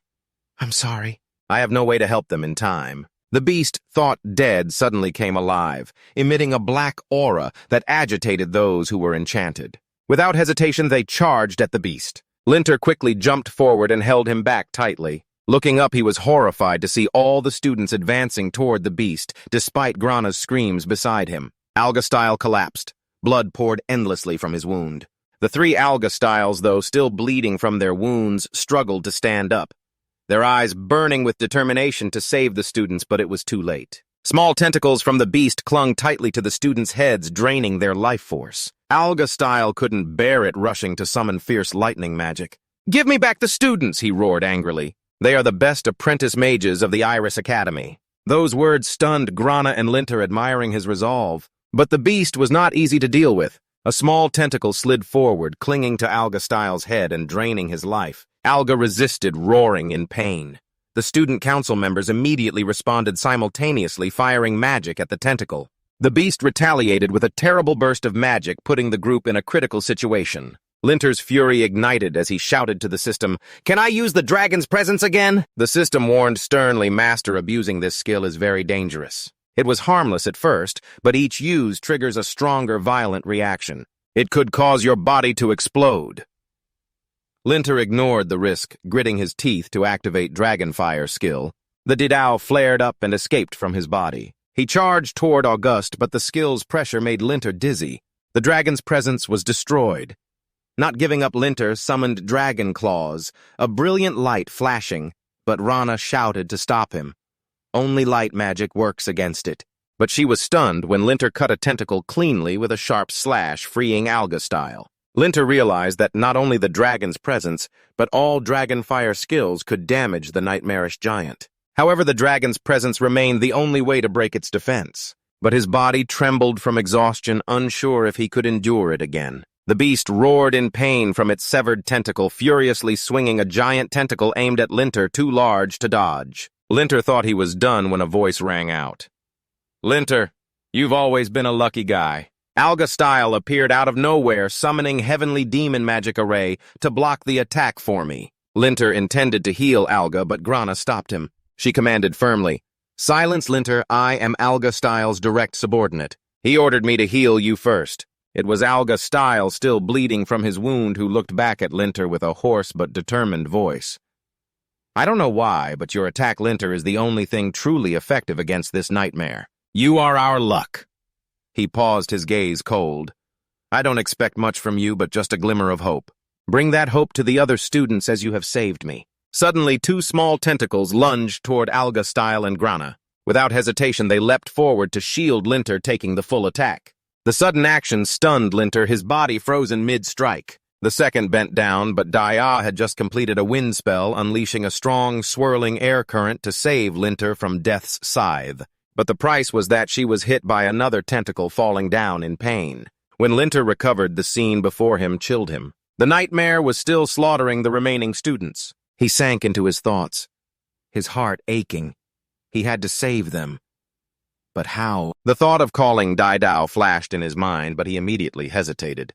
The Linter family had once been expelled from the Empire because his father released a dragon. If anyone found out he was associating with the fire dragon, his family's efforts to clear their name would be in vain. Linter had set a rule to only use Dao as a last resort, but now, facing life and death, he had no choice, even if it risked exposure. "I have to save everyone!" Linter gritted his teeth and shouted loudly, "Fire dragon Dao!" Dao flared with brilliant light tearing through the darkness. It roared, eyes blazing with fury. "Who dares to bully my master?" Linter ordered firmly, "Dao, lure the nightmare away from here. Protect everyone!"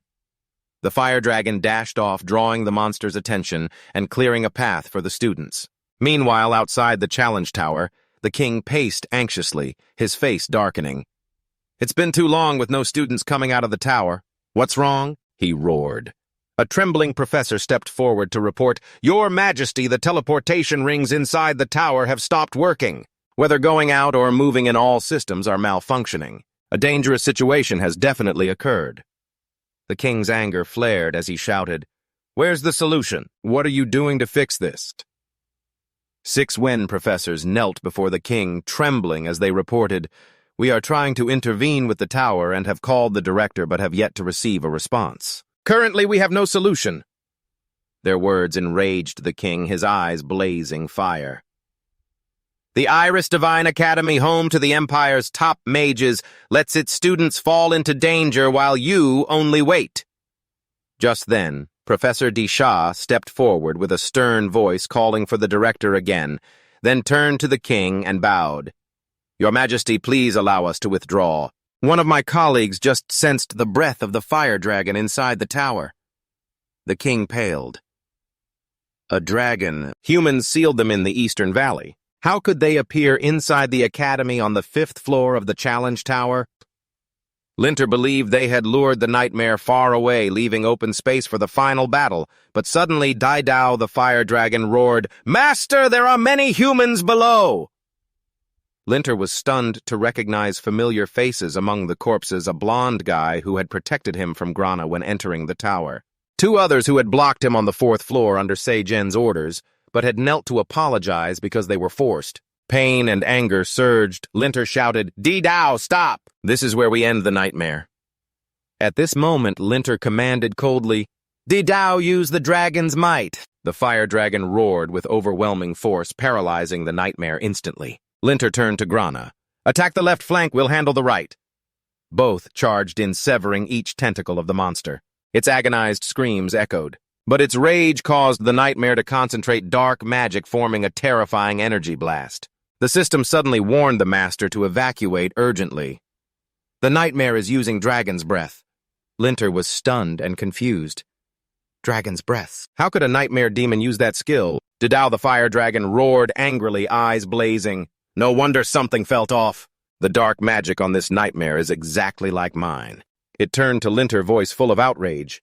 "Rana said nightmares are small and scaleless, but this monster has dragon scales. What did it do to my kind to gain this power?" Dao didn't give them time to react. The nightmare unleashed a dark dragon's breath. A black magic blast surged forward. Linter ordered to dodge, but Dao's dragon pride was offended, roaring, "I'll show it who the real dragon is." It unleashed a fiery breath to counter the blazing flame, colliding with the darkness and causing a terrible explosion. Linter felt briefly relieved that Dao blocked the strike, but then was stunned as the nightmare intensified its overwhelming magic. As the dust cleared, Linter was unharmed, but Dao took the full damage and groaned in pain. The fire dragon breathed heavily, realizing the truth. "This nightmare is neither dragon nor beast. It has stolen the Long clan's magic." In pain and helplessness, Dao bowed its head. Linter spoke firmly but calmly to encourage, "Dao, you don't need to compete with fakes. From now on, obey me." Although annoyed that the Long clan's honor was insulted, Dao reluctantly nodded. The nightmare launched its second attack, the dark breath rushing forward again. This time, Dao obeyed Linter's advice, soaring up to dodge, taking advantage of the opportunity. Both closely followed the magical stream to approach the monster. Dao activated his dragon claws, the light flashing like blades. The nightmare counterattacked with another magic strike, but Dao had anticipated it and dodged. The fire dragon dived down, punching a large hole in the monster's head, causing it to roar in pain. But the nightmare was not easily subdued. It launched countless magic arrows that looked like small tentacles wrapping tightly around Dao. Drawing power from the dragon, Linter was horrified to realize they were turning Dao into a mummy. While Linter swung his dragon claws, cutting the magic arrows, binding Dao, a series of other arrows suddenly pierced his back. Dao panicked and growled at his master, but Linter, bleeding from his wounds, did not respond.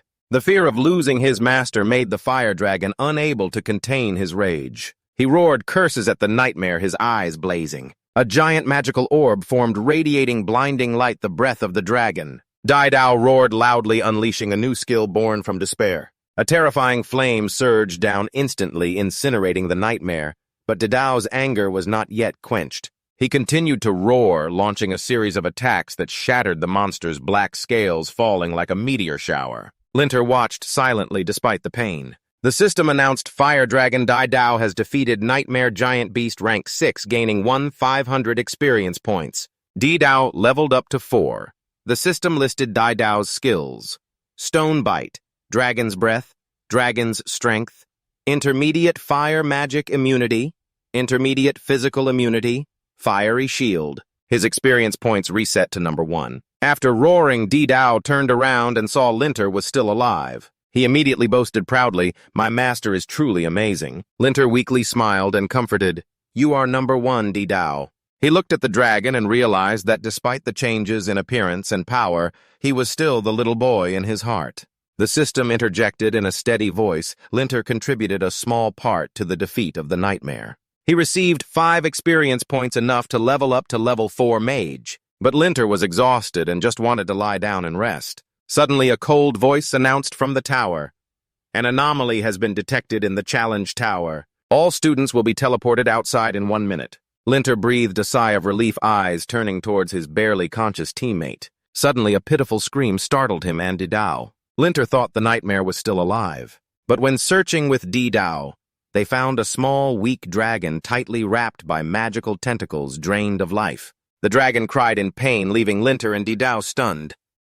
Linter's cold gaze recognized the nightmare draining energy from the young dragon to restore itself. The weak whimper of the young dragon reminded him of the sound the nightmare made before unleashing the dragon's breath. The magical waves emitted were similar, making Linter suspicious. Dao trembled with anger, roaring, "How dare these lowly monsters treat the dragon clan like this!" He charged forward, dragon claws slicing cleanly to free the young dragon. Flames burst from Dao's mouth, burning the nightmare shards around him. Linter pondered, muttering, "This nightmare isn't the real culprit." Memories of the dragon laboratory flooded back. He recalled what the bone spirit once said, wondering if this little white dragon was its child. If so, the nightmare was a product of that laboratory. The next question weighed heavily on him. Did his father and Oliver truly show such cruelty to the son of a dragon? Suddenly, pain and exhaustion overwhelmed him. System notification: 1 minute has passed. Linter was about to be forcibly teleported out of the tower. With his last bit of strength, he ordered Dao,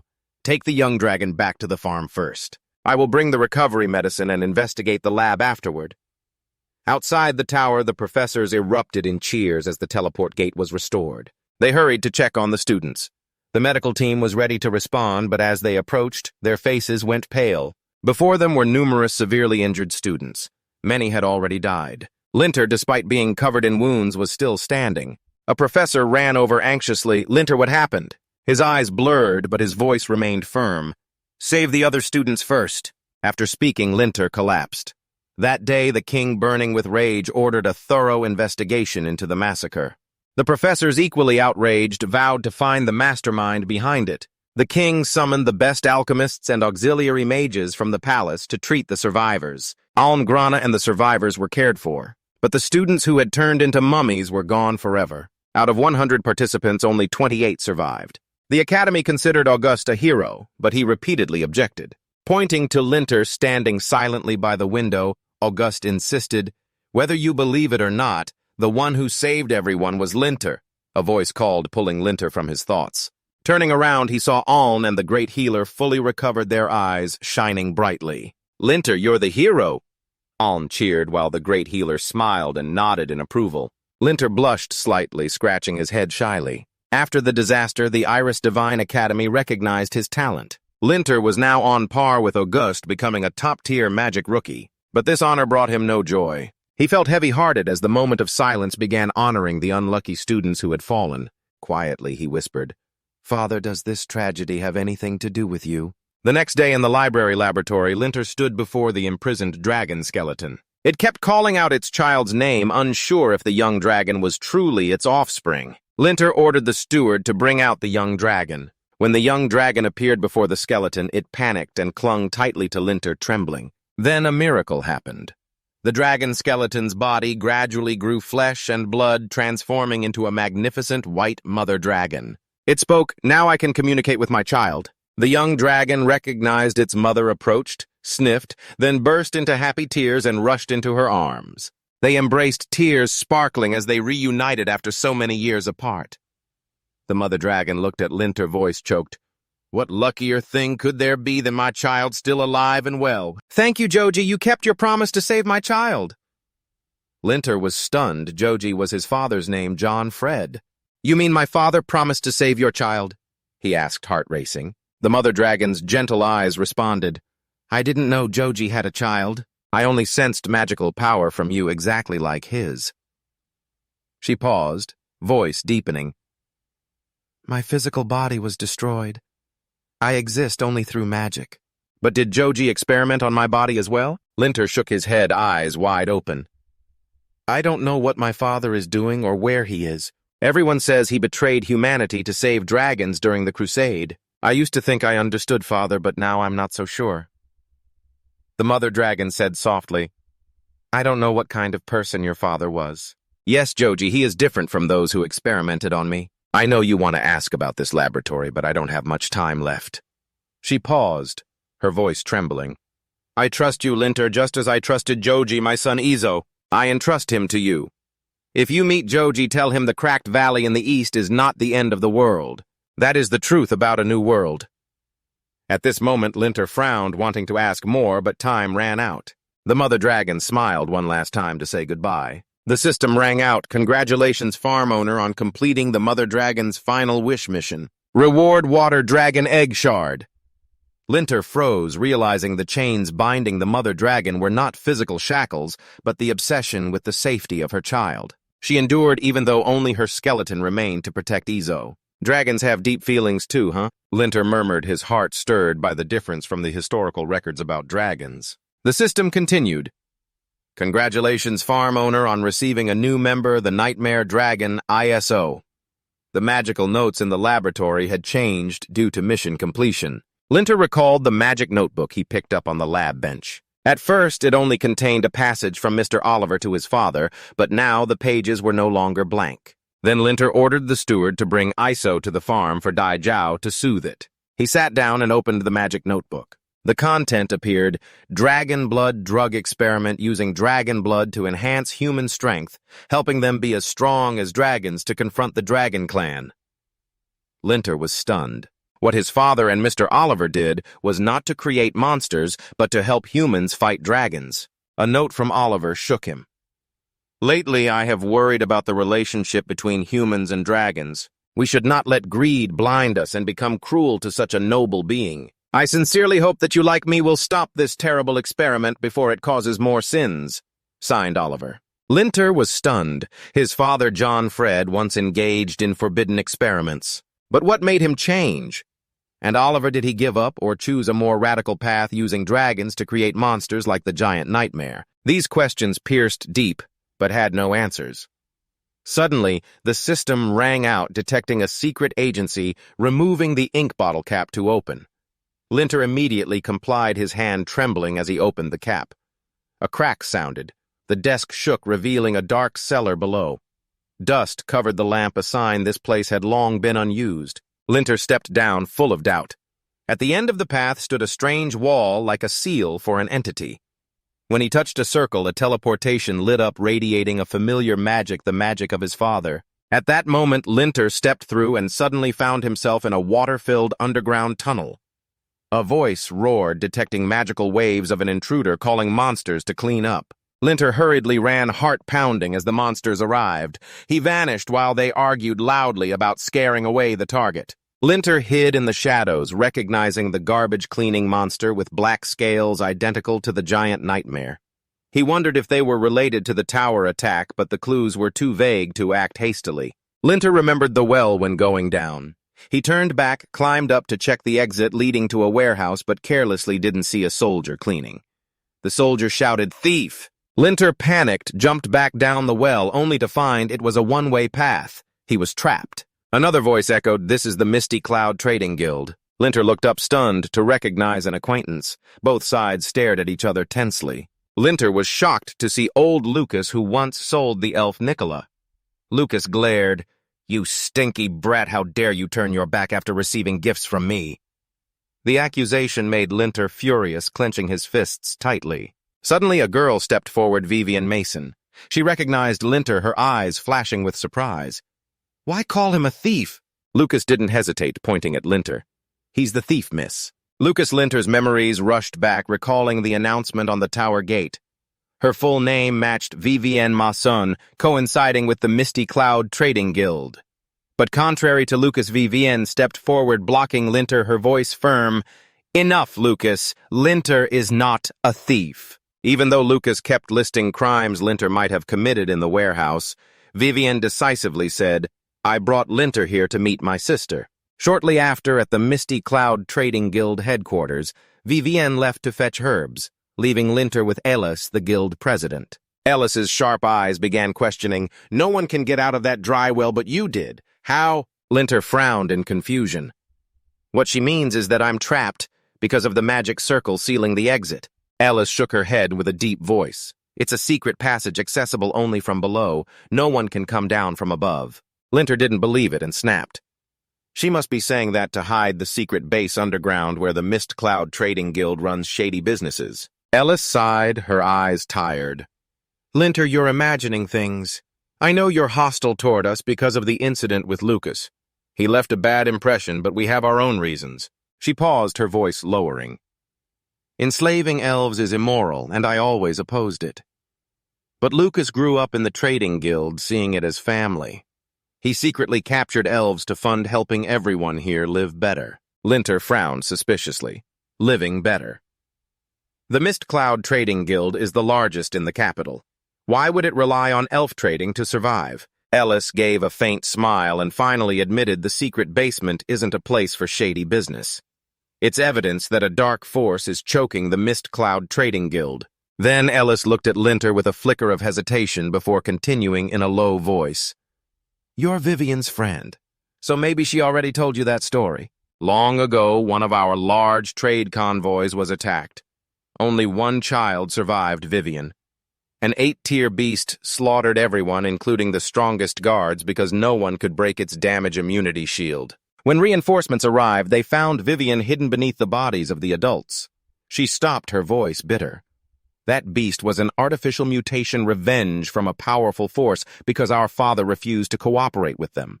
Then Ellis sighed, her eyes opening wide. "To protect Vivian and the Mist Cloud Trading Guild, as the heir, I had to agree to cooperate with the enemy who killed our father. For 5 years, they've forced us to supply special medicinal herbs through the secret passage they built. The guild is now almost empty, on the brink of bankruptcy." At this, Linter was stunned, the largest guild in the empire in such a state. The pieces slowly connected the force controlling the Mist Cloud Trading Guild. Could it be the one behind the attack on the Iris Holy Academy? He murmured, watching Linter sink into thought. Alice called out loudly, "Linter, snap out of it!" He looked up determined. "I trust you, but you haven't told me the whole truth. I want to know more." Ellis agreed. "Give me the list of medicinal herbs the mastermind forced you to supply." Ellis nodded, signaling him to follow her. Linter was surprised by her easy agreement. The list appeared dragon scales, laurel peppercorn, and leaves, all almost identical to the dragon blood formula that his father and Oliver once researched. Could Oliver be manipulating the Mist Cloud Trading Guild? Linter wondered, his mind spinning with suspicion. Ellis noticed Linter's focus and smiled. "You want to know who the secret force behind us is?" She raised an eyebrow mischievously. "I can share some information, but it won't be free." Linter's anger flared, cutting her off. Do you want to join me in dealing with this force to free the Mist Cloud Trading Guild and maybe even the Iris Holy Academy from their control? Under the dim light of the Academy, Ellis was stunned by the news. She hadn't expected them to dare confront the Empire's top academy. The enemy of my enemy is my friend. With that thought, she silently planned to cooperate with Linter, a determination flashing in her eyes to secretly investigate their identities and inform Linter when the time was right. Because of this, she easily accessed the enemy's secret documents. Though uncertain if Elise intended from the beginning to use this information as a bargaining chip, Linter felt the hope this cooperation brought. She knew Linter was a young genius, but quietly wished that Vivian wouldn't hear about this secret conversation. She didn't want her sister involved in such dangerous matters. Linter nodded in agreement, his voice calm and steady. That's good for Vivian to return to the Holy Academy. Lost in thought, Linter was suddenly interrupted by Nicola and Jack. The two of them approached hurriedly, faces anxious. They were still shocked from the massacre at the tower, and only now reunited with their master. Suddenly, a knight stepped forward respectfully, handing Linter an invitation from Grand Prince Lead, ordering him to be present at the palace within 7 days for a feast. The soldier proudly said that Prince Lead is the king's only younger brother and the most trusted by the king. Linter smiled excitedly. "Oh, I'm so thrilled! Please tell the great prince that I will definitely attend the feast in 7 days." The knight was pleased with Linter's quick wit, thinking he was seizing a chance to advance. But in Linter's heart were different plans.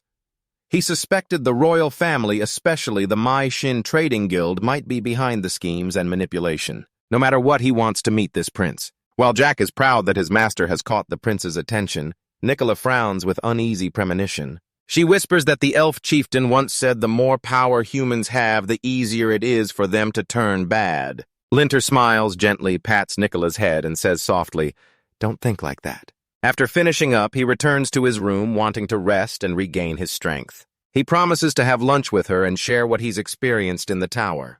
But as soon as he steps into the room, Linter teleports to the dragon farm. Suddenly, the fire dragon rushes out, urging him to run quickly, making Linter panic, thinking the baby dragon is in danger. It turns out Dara just wants to show off her childcare skills. Far away, growling loudly, Linter hurriedly scolds the fire dragon to be quiet so the baby can sleep.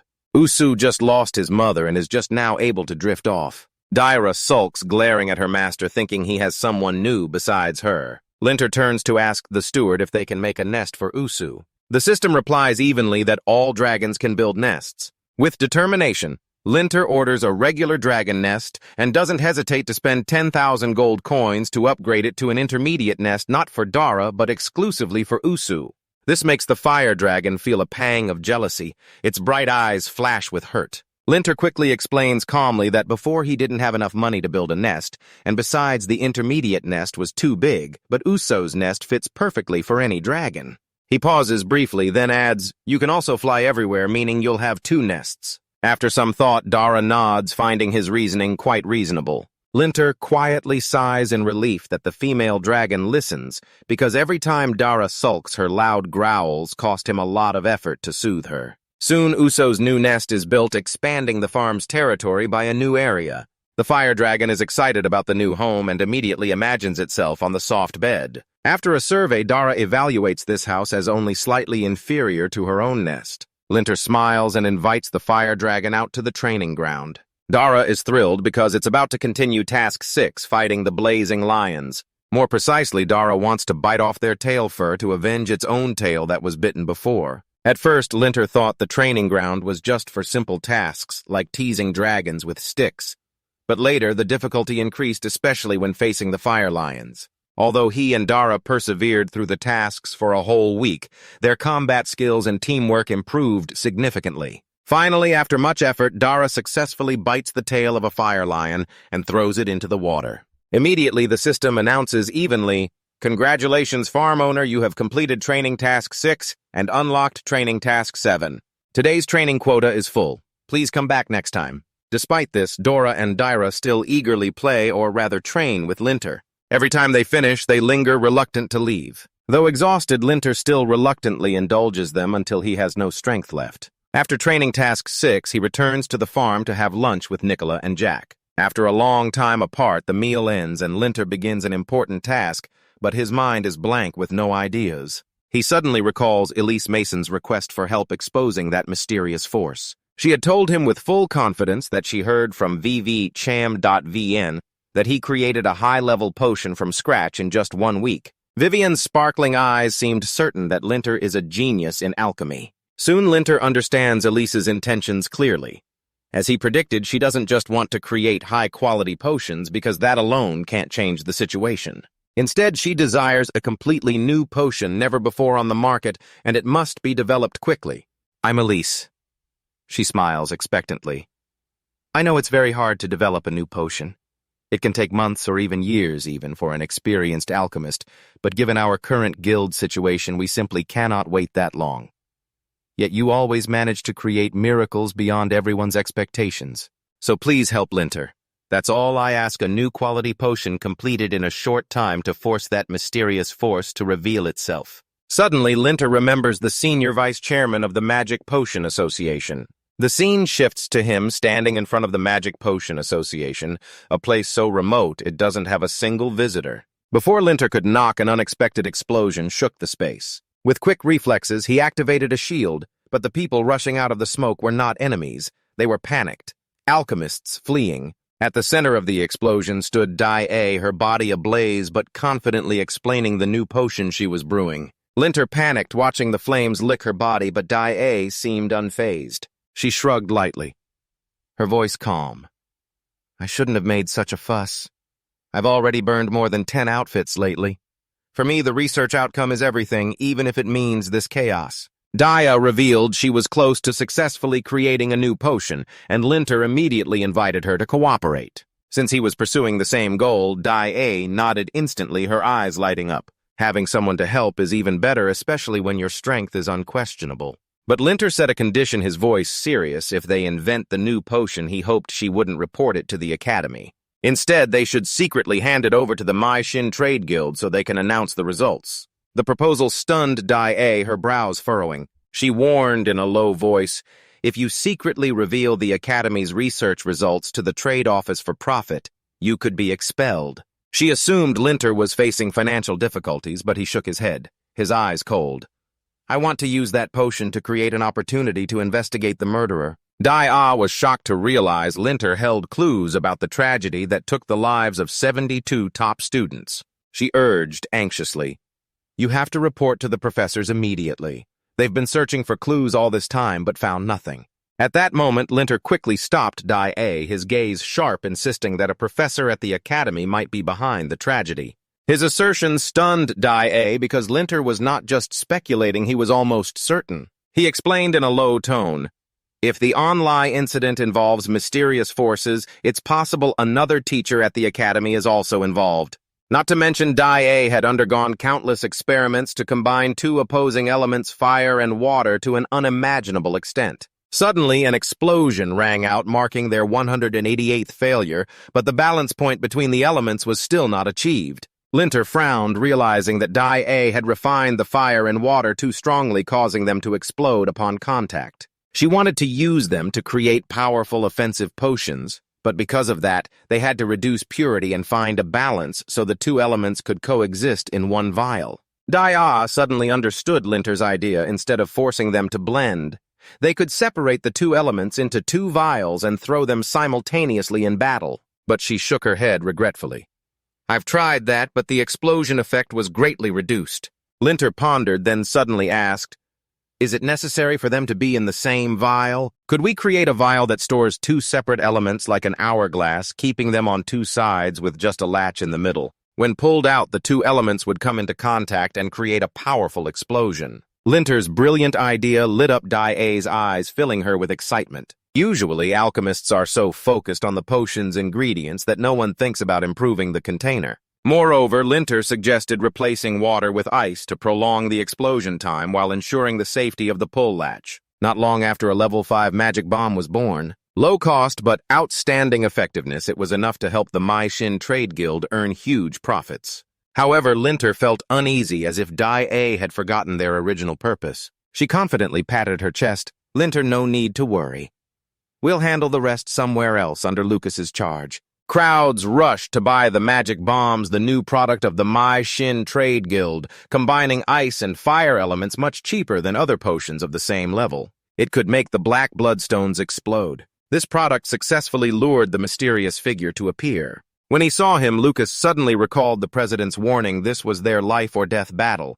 But inwardly, he disagreed with this risky move. Afterwards, Linter entered the palace where he happily met Prince Led, a prince with a generous tone who praised Linter endlessly while mocking Agrim Sim for his miserable failure in the trial tower. He said the king loved to associate with outstanding people, so as soon as he heard about Linter, Prince Led immediately invited him over to make amends. For the rushed invitation, he had prepared a small gift before the feast. When he opened it, Linter was surprised. These were items specially prepared by the king for fire element mages. But what stunned him even more was that they were the exact potions he had once sold as a middleman at the market to earn money to upgrade Dara's dragon nest. Seeing Linter's fleeting hesitation, Prince Led sadly thought he didn't like the gift. Linter quickly accepted it, speaking warmly. He liked it very much. The prince's face immediately brightened. He boasted he spent 60,000 silver coins, equivalent to 60,000 gold, to buy 6 bottles, although in reality, Linter had only sold 15 bottles for 20,000 gold. The prince laughed heartily. "Do you think I'm wasting money, Linter? Not at all, everything has its value. The effects of these potions far surpass other premium types, especially for fire mages.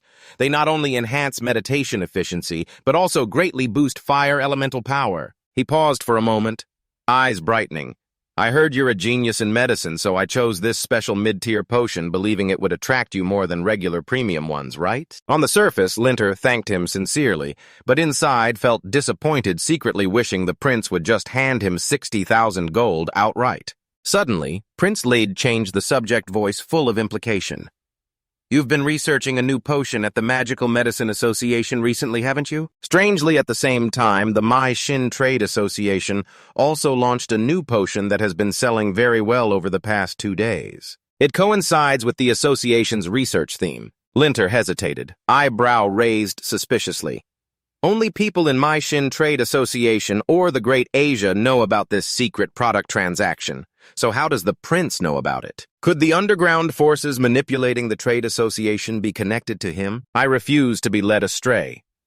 Linter slammed his hand on the table, voice harsh. "Do you suspect I'm using the Academy's research results to profit the trade association? That's forbidden. I would never do such a thing." The prince calmly observed, evaluating Linter as a genius, but still inexperienced, easily exploited and controlled. He smiled and made an offer. "Hand over the research products to me, Linter, and we will cooperate with the Mage Trade Association." The offer confused Linter because everything he had was funded by the Academy. The prince seemed to see through his hesitation and continued. "The king will provide the money for you." Prince Led smiled with tempting tone. "This way all your future research results will belong to me, no longer tied to the Academy, but research funding will be guaranteed. And when I make a profit, I promise to split it with you half and half." The sweet offer warmed Linter's heart for a moment, but he quickly restrained himself, focusing on training his magic to make up for his shortcomings. The prince, though tired of recruiting talent, didn't understand why Linter still hesitated. Even though he promised everything, he refused to give up. He tempted Linter with a luxurious lunch personally prepared. But the light meal made Linter feel like he was being scrutinized. The prince's eyes seemed to look at him like prey. The feast ended and Linter stepped out full of suspicion. Could Prince Led be the one behind everything, and is his kindness just a facade? Above all, that meal wasn't tasty at all. Suddenly, Linter spotted a familiar figure across the street. Lucas had actually been sitting there waiting for him. Though he didn't want to talk, Linter's eyes lit up immediately when Lucas held up a bag of money and he laughed loudly. Thanks to that, old Lucas finally got a chance to breathe. The bag contained a total of 300,000 gold coins, which Chairman Ellis had asked Lucas to give to Linter. Lucas followed closely behind, constantly praising him. Linter briefly thought Lucas was blocking him at the market to ask for a share, but that wasn't the case. Lucas seriously relayed Ellis's message. "The mysterious forces know we've made money. They're starting to act demanding deliveries every 2 months, but yesterday they suddenly wanted to shorten the transaction period, trying to squeeze every last profit from the new potion. Tomorrow is the delivery day." Linter nodded, his cold gaze signaling Ellis that he would follow the group transporting the herbs through the secret passage. Everyone be ready. The next day, Lucas was restless because Elise and Linter had not yet appeared. While the transporter was present, his greedy eyes seemed ready to devour the money-making guild called My Shin Trade Association.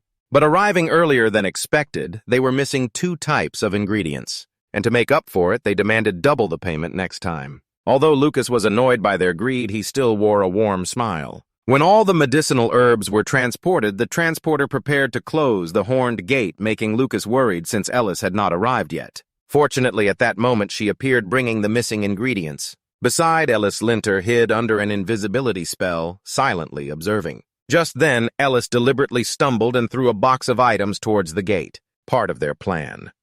Linter immediately jumped in and the trick succeeded. The transporter didn't detect any magical signs. The gate closed and Linter thought that even though expensive invisibility potions were used, the detection light on the stone door would still flicker if someone passed through. So Ellis deliberately waited until the last minute, pretending to be flustered to conceal his infiltration without raising suspicion. Now, a mysterious alchemist was waiting for them, so they had to act quickly. Linter quietly followed the transport group. Suddenly, a group inspecting the underground pipes approached and stopped to talk. Unexpectedly, the monster that had appeared before smelled something and headed straight toward the invisibly cloaked Linter. He realized it had detected him. When it got closer, its master shouted, causing it to hesitate briefly. But the scavenging instinct of the beast was too strong. It still charged forward. To avoid being exposed, Linter unleashed the Long Clan's pressure, stunning the beast. However, the effect didn't last long, so he quickly retreated. That pressure also made the transporter tremble, and the beast tamer frowned, muttering, "Dragons can't be here." He checked again, but the scavenging beast found nothing. At that moment, Linter had already moved ahead inside. He thought the room ahead was the alchemist's research lab. Linter suddenly saw the number 2 carved on the rock wall. It turned out this place had many other labs, and he had to investigate immediately. But in the pharmaceutical lab, a disciple was reporting to his master about the completion of blood medicine number 261. "Master," he said. The master nodded and ordered number 261 to be taken to the data room along with intermediate-grade spirit medicine number 4, and to give him the components of blood medicine number 25. Linter was stunned when he realized the bottle on the table was something he had created. Not only Prince Led, but also their group had purchased it. He silently followed the disciple into the data room. When the disciple left with sample number 25, Linter discovered a document about Experiment 13 stating, "We confirm 12 bottles of special intermediate-grade spirit medicine circulating on the black market contain dragon fluid, unlike our experimental dragon. This could be liquid from a purebred dragon. If we find a purebred dragon, it would be extremely useful for dragon blood medicine research. We have spent a lot of money tracing its origin. Many guilds claim to have created that, but no one has matched the quality of this bottle." Then Linter sighed in relief, lucky that many had rushed to counterfeit the medicine, and he only sold 15 bottles, not continuing further. But the real question troubling him wasn't there. According to the experiment log, besides 3 bottles already used, they had worked hard to collect the remaining 12 bottles. Yet Prince Lead at yesterday's lunch had as many as 6 bottles. If those bottles truly came from here, it could only mean Prince Lead is the lab's owner, the one behind the suppression of My Shin Trade Association, and possibly the real culprit behind the Trial Tower tragedy. The powerful prince, the most trusted brother of the king. The big question before Linter, how to overthrow a prince. He was now certain that lead was the key to the murderer. But those 6 bottles were connected to Dara, so they couldn't be exposed publicly. The urgent task was to find more evidence here. Linter suddenly saw 2 figures approaching. One of them respectfully mentioned wanting the messenger to show more favor to their master. Linter immediately wondered how this messenger was contacting, and whether that master was Prince Led. Perhaps the clue would emerge through him. But as the 2 talked and walked straight toward Linter, the level 7 messenger suddenly darkened his expression, eyes sharp. He realized there was someone invisible nearby, immediately casting fire magic directly at the wall. He sneered excitedly. "A tiny bug thinks invisibility potion can fool me." Fortunately, Linter managed to activate his shield in time, but he knew he was no match for a level 7 mage. His only option was to run. 3 powerful fireballs chased after him, forcing Linter to turn back and defend. The vast difference in magic power knocked him back. Not stopping there, the messenger quickly completed the summoning spell for a fire spirit.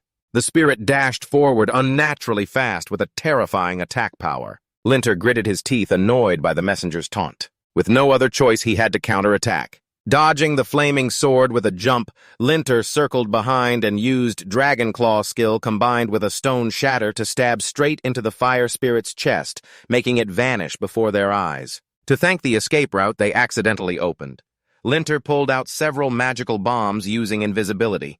The 3 bombs were only detected when they were very close. A terrifying explosion destroyed the laboratory along with all the data. The messenger, though, using a shield in time to protect his comrades, was unharmed, but swore in rage he would catch Linter. Meanwhile, Linter rode on Dara's back and sped away. Even without seeing, Linter clearly felt a strong magical force chasing behind. To escape the level 7 Mage Chal's magic circle was their only hope. But when touching the teleportation circle, a strange light flashed, confusing Linter. The circle seemed to be malfunctioning. Suddenly, from the distant underground waterway, a flash of light appeared. Linter immediately recognized it was the old messenger, eyes burning with excitement as he found his prey. As he approached, Linter suddenly vanished, making him roar in anger because Linter escaped using teleportation magic. But at that moment, Linter and Dara were forcibly pulled into a pitch-dark space like the place where he first opened the dragon farm. Linter suspected the teleportation gate had issues, but Dara whispered tensely that something was calling them. "I not only hear it, but can also smell it. That thing is very dangerous and is standing right in front of us." Linter gradually sensed a terrifying presence. Suddenly, blazing eyes opened to reveal a giant black dragon with a body engulfed in flames. Without a word, it launched an attack. Too late to escape, Linter hurriedly raised his shield while Dara lunged forward to add another layer of protection. But strangely, Linter felt no pain after the dragon's breath. It turned out to be just an illusion. As he realized this, a magic circle appeared, accompanied by a familiar voice welcoming his son. Linter was stunned. It was his father. He wanted to ask where he was, what happened to the secret laboratory, and what he did with the bone dragon. But the joy quickly faded when Linter realized the voice was just a recording of his father. "Continue being here means you have met your partner." Linter suddenly understood the red light before it was activated by Dara. Only she could open the entrance to this mysterious space. His father's loud laugh echoed, "I guess you and Dara must have been scared out of your wits by the giant black dragon." That was true. Linter was terrified, and Dara growled angrily at the prank. The voice continued, "I left you two a formula to help you become as strong as that black dragon. But once you receive the gift, this space will self-destruct, and you will be returned to the outside world." Finally, he said, "Stay strong, son. I will wait for you in the Eastern Valley." As the words ended, Linter was overwhelmed with memories of his father. He almost forgot it was just a recording. Linter silently vowed that everything would be all right. He was determined to train harder to become stronger and ready to go to the Eastern Valley to meet his father. Dara impatiently kept urging Linter to touch the formula, eager to quickly gain power like the Black Dragon. The system suddenly announced that the Dragon Blood Potion recipe and the Ancient Dragon Blood Awakening Potion recipe had been discovered. Linter was stunned. The Dragon Blood Potion was exactly what Prince Led had secretly researched in the underground laboratory data number 261 that they had not yet succeeded with. Yet your father was one step ahead. Moreover, the Ancient Dragon Blood Awakening Potion can help Dara awaken her ancient bloodline, but it must be used carefully, or she could turn into a zombie dragon. At the same time, the system released the main quest to craft the Dragon Blood Potion and the Ancient Dragon Blood Awakening Potion from the Water Dragon Egg. Each completed vial of potion will yield a fragment of water lineage. Linter focused on the two potions, deciding to craft them as soon as possible to test their effects on Dara. But Dara was impatient, eager to go out immediately to make the potions with him. Linter shook his head firmly. "No one knows where the teleportation gate will take us." He asked Dara to return to the farm first. As predicted, the teleportation gate took them straight to the library. Fortunately, Dara agreed to go back to the farm while Linter returned to the dorm to study the formula. Meanwhile, at the entrance of the Holy Academy, Prince Lead suddenly appeared. The trainees hurriedly invited him to wait to report to the supervising professor. The prince, with a gentle appearance, smiled. "Don't worry, I just came to find a friend." The guards sensed his friendliness and couldn't help but admire him. But inside, Prince Lade was boiling with anger. A few minutes earlier, the messenger reported that the data in the laboratory was still safe, but the intruder escaped through the teleportation gate. The prince suspected the intruder belonged to the Holy Light Sanctuary, because only they had the ability to bypass a level 7 messenger. The old messenger analyzed that only a few people knew about the lab and coveted it. Although there was no evidence the intruder used a magical bomb combining ice and fire which had been circulating for the past 2 days, he paused, lowering his voice. The trade guild is tightly monitored with no mistakes in the number of bombs sold. According to reliable news, Linter created them. The prince narrowed his eyes. Now he was sure that Linter was involved with the Holy Light Sanctuary. At this moment, in front of Linter's room, Prince Lead, with a forced smile, spoke Linter. You better not get involved with the sanctuary. But before he could knock, Linter suddenly appeared from the side with an innocent voice. Oh, you came to visit. The prince was startled and quickly replied, I planned to visit you, but you suddenly appeared and surprised me. Those words were meant to soothe and hide the dangerous glance that flashed by. Linter tried to appear natural, but was full of worry knowing the prince suspected him. Suddenly the prince narrowed his eyes, noticing Linter's strange outfit due to the rush. He forgot to change into the protective suit that Chairman Ellis lent him, and the invisibility magic had completely faded. Linter hurriedly explained this was protective clothing from the Magic Potion Association chairman. They had just been researching a new potion that kept exploding, so they needed to wear this for safety. Still, the prince noticed Linter's embarrassment, his eyes flashing suspicion. He smiled with a hidden meaning. I want to visit the Magic Potion Association where confident talents constantly create new potions. The sudden proposal startled Linter, who inadvertently shouted, revealing a panicked expression. The prince sarcastically said, You don't want me to come, do you? Linter hastily flattered, trying to sound natural. Not at all. A noble like you visiting a small academy association is an unprecedented honor. I'm just surprised. He added, I am also preparing to go to the association. Please wait a moment while I get some documents. In truth, Linter wanted to enter the house to find a way to deal with it. Meanwhile, the prince ordered soldiers to surround the house and used magic to block all communication signals. A few minutes later, Linter came out with a stack of documents. The prince suspected they were information about the new potion, grabbed them, but was disappointed to realize they were just poison formulas, a poison that releases a gas that quickly evaporates, causing paralysis and unconsciousness, very useful for setting traps or blocking pursuit. On the way to the Magic Potion Association, Prince Lead, with unrelenting confidence, kept scrutinizing. He knew his soldiers had surrounded Linter's house and cut off all communication with the association, so he forced Linter to explain the characteristics and main ingredients of the potion. He wanted to ensure Linter couldn't lie when facing that pharmacist. Upon arrival, Linter introduced Prince Lead and Dai, but both seemed to have known each other before. This made the prince even more worried. He thought privately if Linter joined Dai's faction, it would be a much greater threat than the Holy Light Sanctuary. With a sarcastic smile, he said, Dai recruiting a talent like Linter is truly impressive. Dai calmly shook her head. No, we're just friends. Seeing them chat so closely, Linter was briefly surprised, but that expression made the prince realize he didn't know Dai's true identity, and she had never used her status to get closer to Linter. The prince laughed loudly with hidden meaning. Haha, Dai is a genius pharmacist just like you, Linter. How could I not know?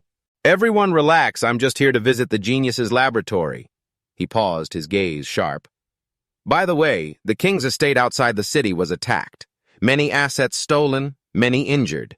The culprit used magical bombs of ice and fire developed by you guys. Of course, this has nothing to do with you two.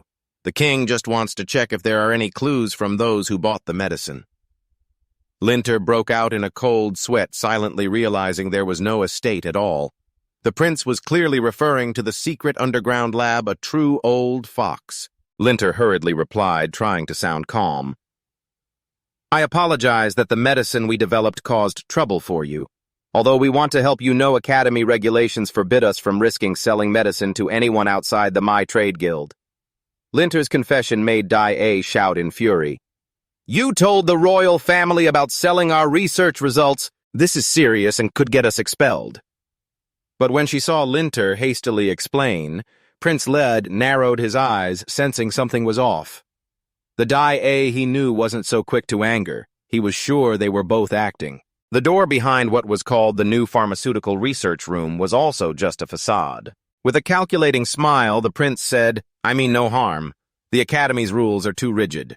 If next time you need funding, just come to me to cooperate like with the new medicine you're researching. This time he deliberately emphasized it, hoping to open the door to expose their deception. But when the door opened, the prince was stunned. Inside was indeed a new poison research room, even with Capolotica creatures mentioned in the documents he read on the way here. The biggest question in the prince's mind now was whether this new medicine was real. Dia and Linter took down a Capolotica and said quietly, "Sorry, we cannot deliver this medicine to you. The magical bombs have already been handed over to the My Trade Guild. To compensate for this gap in the Academy's research, we have to create a new medicine as soon as possible." They pointed to a pile of documents explaining that they helped ease the Academy's investigation. The prince, in a bad mood with no loopholes found, had to say goodbye and leave. Linter exhaled in relief that everything went smoothly. He turned to thank Dia, but she looked at him sharply.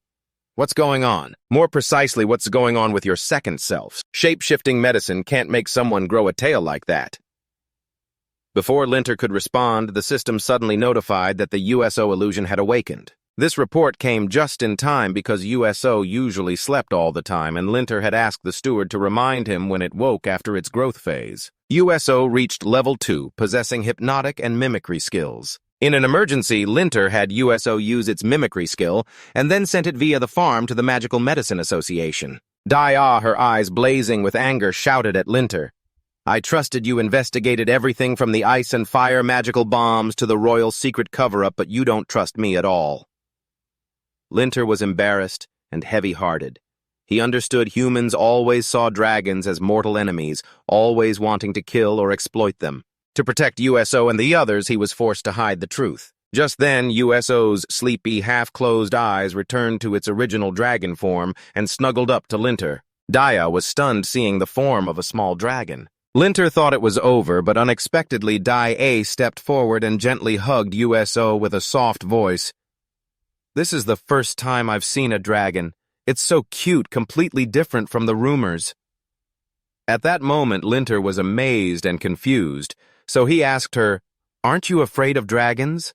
Dia smiled with distant eyes. "Everything has a reason. Most see dragons as enemies, as destructive disasters, but a senior I respect doesn't think so. She was my first teacher, a traveling scholar seeking truth. One day, while investigating in the Eastern Valley, she fell off a cliff and encountered an injured white dragon. At first, she just wanted to study dragons, but after healing it, they became friends. Sadly, the dragon was killed by mages when it came to rescue her. Since then, she has wondered if dragons really are disasters. To find the truth, she traveled everywhere, researching legends and historical documents about dragons. But just one day before announcing her findings, she mysteriously died in the Vin 9 city library. Dia paused. His voice lowered. People said it was a punishment from the gods because she insulted the dragons. They used that story to propagate that dragons are disasters' enemies that must be destroyed. But after seeing USO, I am more convinced her death was a conspiracy to cover up the truth about dragons." She looked at Linter's sincere eyes. "Don't worry, I won't harm this little dragon. Linter, can you trust me a little more?" Linter bowed his head, apologetic voice. "I'm sorry for hiding this from you all this time. I never thought there could be someone in this world who doesn't hate dragons." He took a deep breath and decided to open up. "I will tell you everything about the prince and USO." Soon after Linter detailed to Dia how he rescued USO, the child sealed inside the giant illusion body, along with his investigation in the underground lab about the dragon farm. Because it involved Charlotter, he only said it was his own spatial magic. When finished, Linter looked at Dia seriously. "After hearing all this, do you suspect Prince Led is behind the tower tragedy?" Dia shook her head, eyes full of doubt. "I find it hard to believe the prince is the king's brother. Their relationship is very good. How could he do something that damages the empire's foundation? Besides, the prince always focuses on honing his talents. If many outstanding students died in the tower, how could he be behind it?" Linter responded, voice low. "Though there's no direct evidence, the giant illusion, the underground experiments, and the special magic potion I created all point to the prince." Those clues left Dia confused. She muttered, "I don't know if I should report this to the king. If your prediction is wrong, it will destroy the relationship between the two brothers." Seeing Dia's hesitation, Linter briefly thought she might have a special relationship with the prince, making her unwilling to believe the truth. Suddenly, Dia shouted, sharp eyes, "Linter, think again. There's a contradiction in your analysis. If USO was sealed inside the illusion, as you said, but according to the basement records, there was no purebred dragon in the lab. This conflicts with the idea that the prince was behind the tower incident. At that moment, Linter was startled to realize his mistake. When in the lab, he focused only on confirming the owner via the potion he created, and overlooked this detail. However, that contradiction can't explain the similarity between the underground research and the giant illusion monster. Linter frowned, wondering if he missed some important detail. Then he blamed himself, voice full of regret. It's all my fault for not finding more information. After sneaking into the lab, he knew Prince Lead would increase security, making further investigation harder. Thinking of the messenger who discovered him, Linter suddenly had an idea: kidnap someone close to the prince. That person surely knows many secrets about him and the giant illusion. Daya quickly warned, worried voice, that messenger is a level 7 mage, someone you barely escaped from with your life. Linter calmly reassured, don't worry. As long as the Mei Shin Merchant Guild still supplies herbs to them, even if they relocate, we can still find their potion formula. The opportunity will come.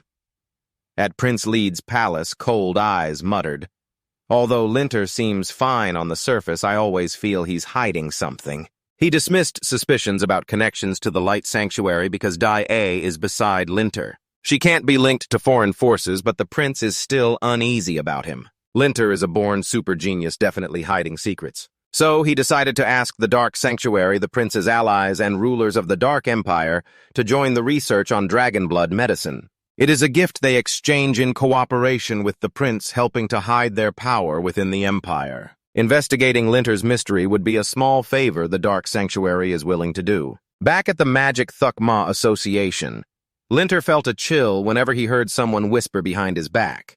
During this time, he and Dai A focused on experiments. First, to erase the prince's suspicion, they had to turn the toxic gas poison into a new research topic. Second, they needed a convincing explanation for the academy or their funding would be cut off. Linter also spent time creating medicine for Dara, but the progress was unsatisfactory. One ingredient in the ancient dragon medicine formula is another type of medicine, but the records about it are too chaotic. Linter had to experiment by giving Dara each vial to drink. Sometimes Dara would turn into a hot air balloon floating in the sky, failing repeatedly. Dara's relentless enthusiasm for getting stronger gradually faded, making Linter seriously comfort him and promise the fire dragon, I have studied countless books on medicine. This time it will definitely succeed.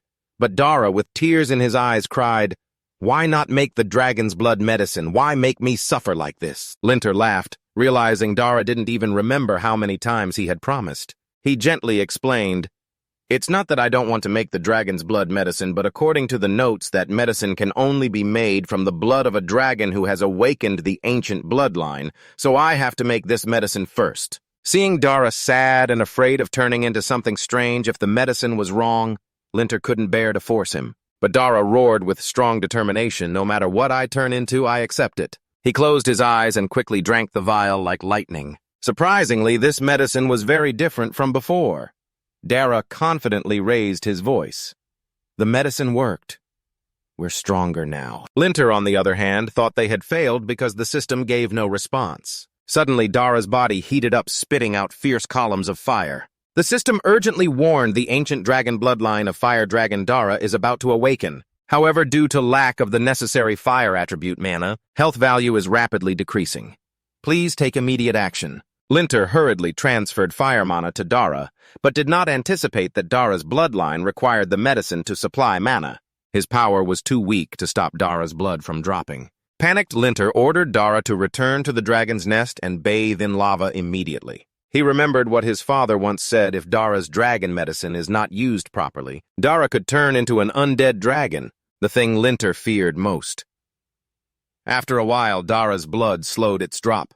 The body still ached but felt more comfortable. Although Linter couldn't see Dara from above, he noticed her health gradually recovering through the system. Suddenly, the temperature around dropped sharply. The dragon's nest shook violently, shaking the adjacent USO dream nest. USO woke up immediately, realizing something was happening to his sister Dara. The system suddenly warned urgently, the fire dragon's nest is about to collapse due to losing too much fire attribute mana. Dara's health is rapidly declining, requesting the farm owner to provide 20,000 gold to restore.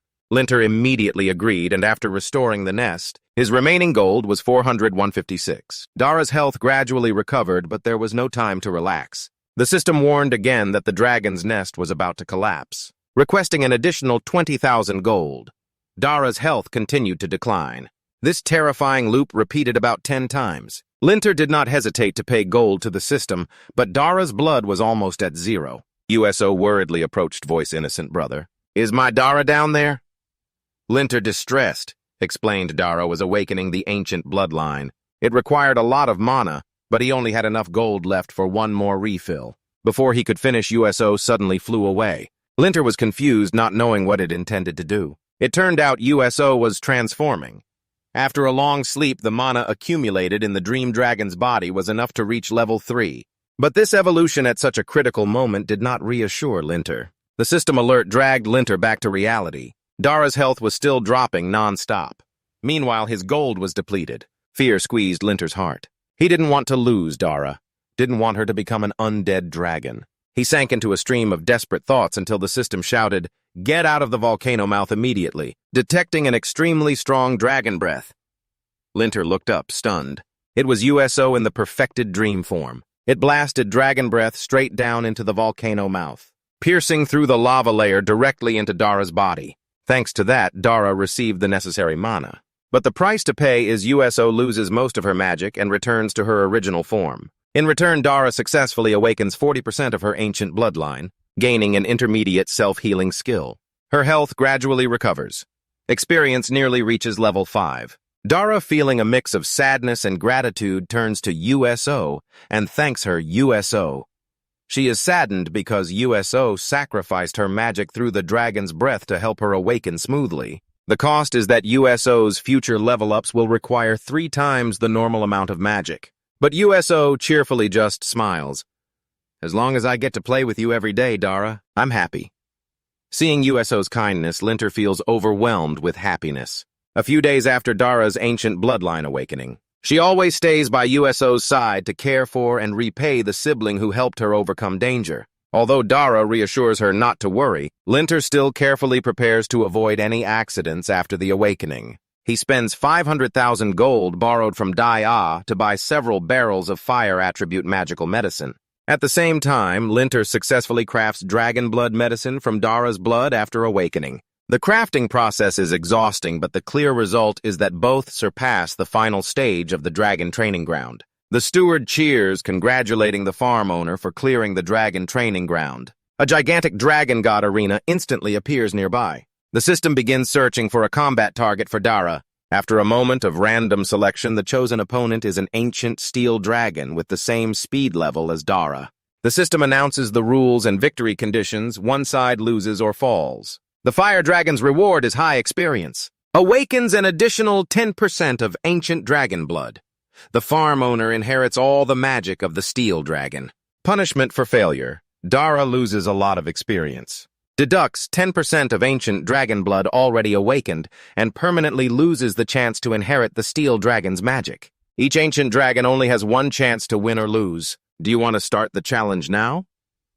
Linter hesitates, but Dara excitedly hisses, "I've never fought my own kind." Even after awakening her ancient bloodline, she is still like a child. Linter notices Dara's fire magic is stronger than steel. Without hesitation, he accepts the challenge. The match begins. Dara charges straight at the ancient steel dragon, unleashing Dragon Claw skills, but the opponent easily dodges. Dara mischievously slams the ground, creating dust to play hide-and-seek, but in less than a second, she is hit by the steel tail and thrown straight into the wall, losing 10% health plus paralysis effect. Dara tries to fight hand-to-hand, but only she suffers heavy damage from outside. Linter watches nervously. Dara's combat skills are clearly far inferior to the ancient steel dragon. Dara casts fire magic to attack, but when the opponent dodges the fireball, she quickly grabs its leg, trying to knock it down. However, the steel dragon is too heavy and immediately retaliates with a strong hit to her face. Now the fire dragon Dara has only 30% health left. The steel dragon flaps its wings and flies up from the void, releasing steel arrows with lightning attributes. Linter anxiously judges Dara has little chance to win. Though he advises her to give up, Dara roars firmly, "I will never admit defeat." She counters with the ancient dragon's breath skill, which not only dispels the steel arrows, but also deals heavy damage to the steel dragon, exhausting it. But when Dara intends to finish it off, the pressure from the ancient skill backfires, causing her countless wounds. Luckily, the battle ends with both dragons losing the ability to fight. The system declares a draw. The fire dragon can challenge again after 1 week. Dara wakes up embarrassed for being defeated by her own skill. It turns out she hasn't mastered the new skill after awakening her bloodline. Linter comforts her, "Keep trying. Next week we'll do better." But Dara still murmurs regretfully for not winning. Linter changes strategy to motivate her. "Dara, you're so cowardly. Afraid to face a stronger opponent?" The fire dragon growls in anger. Linter smiles and suggests, "Watch how the steel dragon fights you. Focus on using wings, tail, and body to fight. I will train with you at the prince's palace at the same time." Blood boiling, he roars, "What is the Dark Holy Palace doing?" They were assigned to track Linter, but no results have been found yet. The messenger hurriedly reports a secret letter from the Dark Holy Palace, but its content concerns the Iris Holy Academy. They reported to Headmaster Clabstone that he will return soon to investigate the massacre at the Challenge Tower. At the same time, they requested the Dark Holy Church to temporarily stay hidden because this letter was sent by him while pursuing them. The prince sneered bitterly, "The Dark Holy Church is really skilled. I wanted them to deal with Linter, but they ended up revealing their whereabouts. Yet now they are begging him to handle Linter for them." The reason lies in the giant illusion dragon in the Challenge Tower, where traces of a small dragon are hidden. Not an ordinary dragon, but from the pure dragon lineage famous in history. What made the prince suspicious was that the Dark Holy Church had flatly denied possessing a dragon when he interrogated them. Now the memory flashed of the illusion dragon with mimicking magic. He frowned, recalling the visit to the Magical Potion Association to investigate Linter, despite always feeling Linter was hiding something. Jaya had come forward to testify, causing the prince to doubt him. The conclusion was that Linter must have used the illusion dragon to disguise himself and send false messages to Jaya. Jaya, enchanted by the lofty ideals of an old teacher about protecting dragons, very likely lied even deeper. The prince realized Linter infiltrated the underground laboratory with the help of the Bone Cloud Trade Guild. The betrayal of the Trade Guild, who was supposed to be an ally, made his blood boil. He clenched his fist and ordered the messenger with an icy voice, "Contact the Iris Divine Academy immediately. I want those arrogant geniuses to taste despair for daring to challenge me." The scene shifts to the Divine Academy, where the atmosphere is filled with tension mixed with excitement. Linter entered the room, eyes wary as she walked away with a gentle smile but hidden intentions to summon him. She spoke slowly. "Linter and Eros are the top students of this generation at the Divine Academy. We are preparing a special final exam to send you two into the Challenge Kingdom so other students can observe and learn. I hope this will motivate students to strive for progress. Of course, the Academy won't treat you badly besides generous credit rewards. I have also secured a special reward from the prince for you." Egan was ready to agree to participate. "What about you? Does Linter want to join?" Linter stood silently, his heart stirring.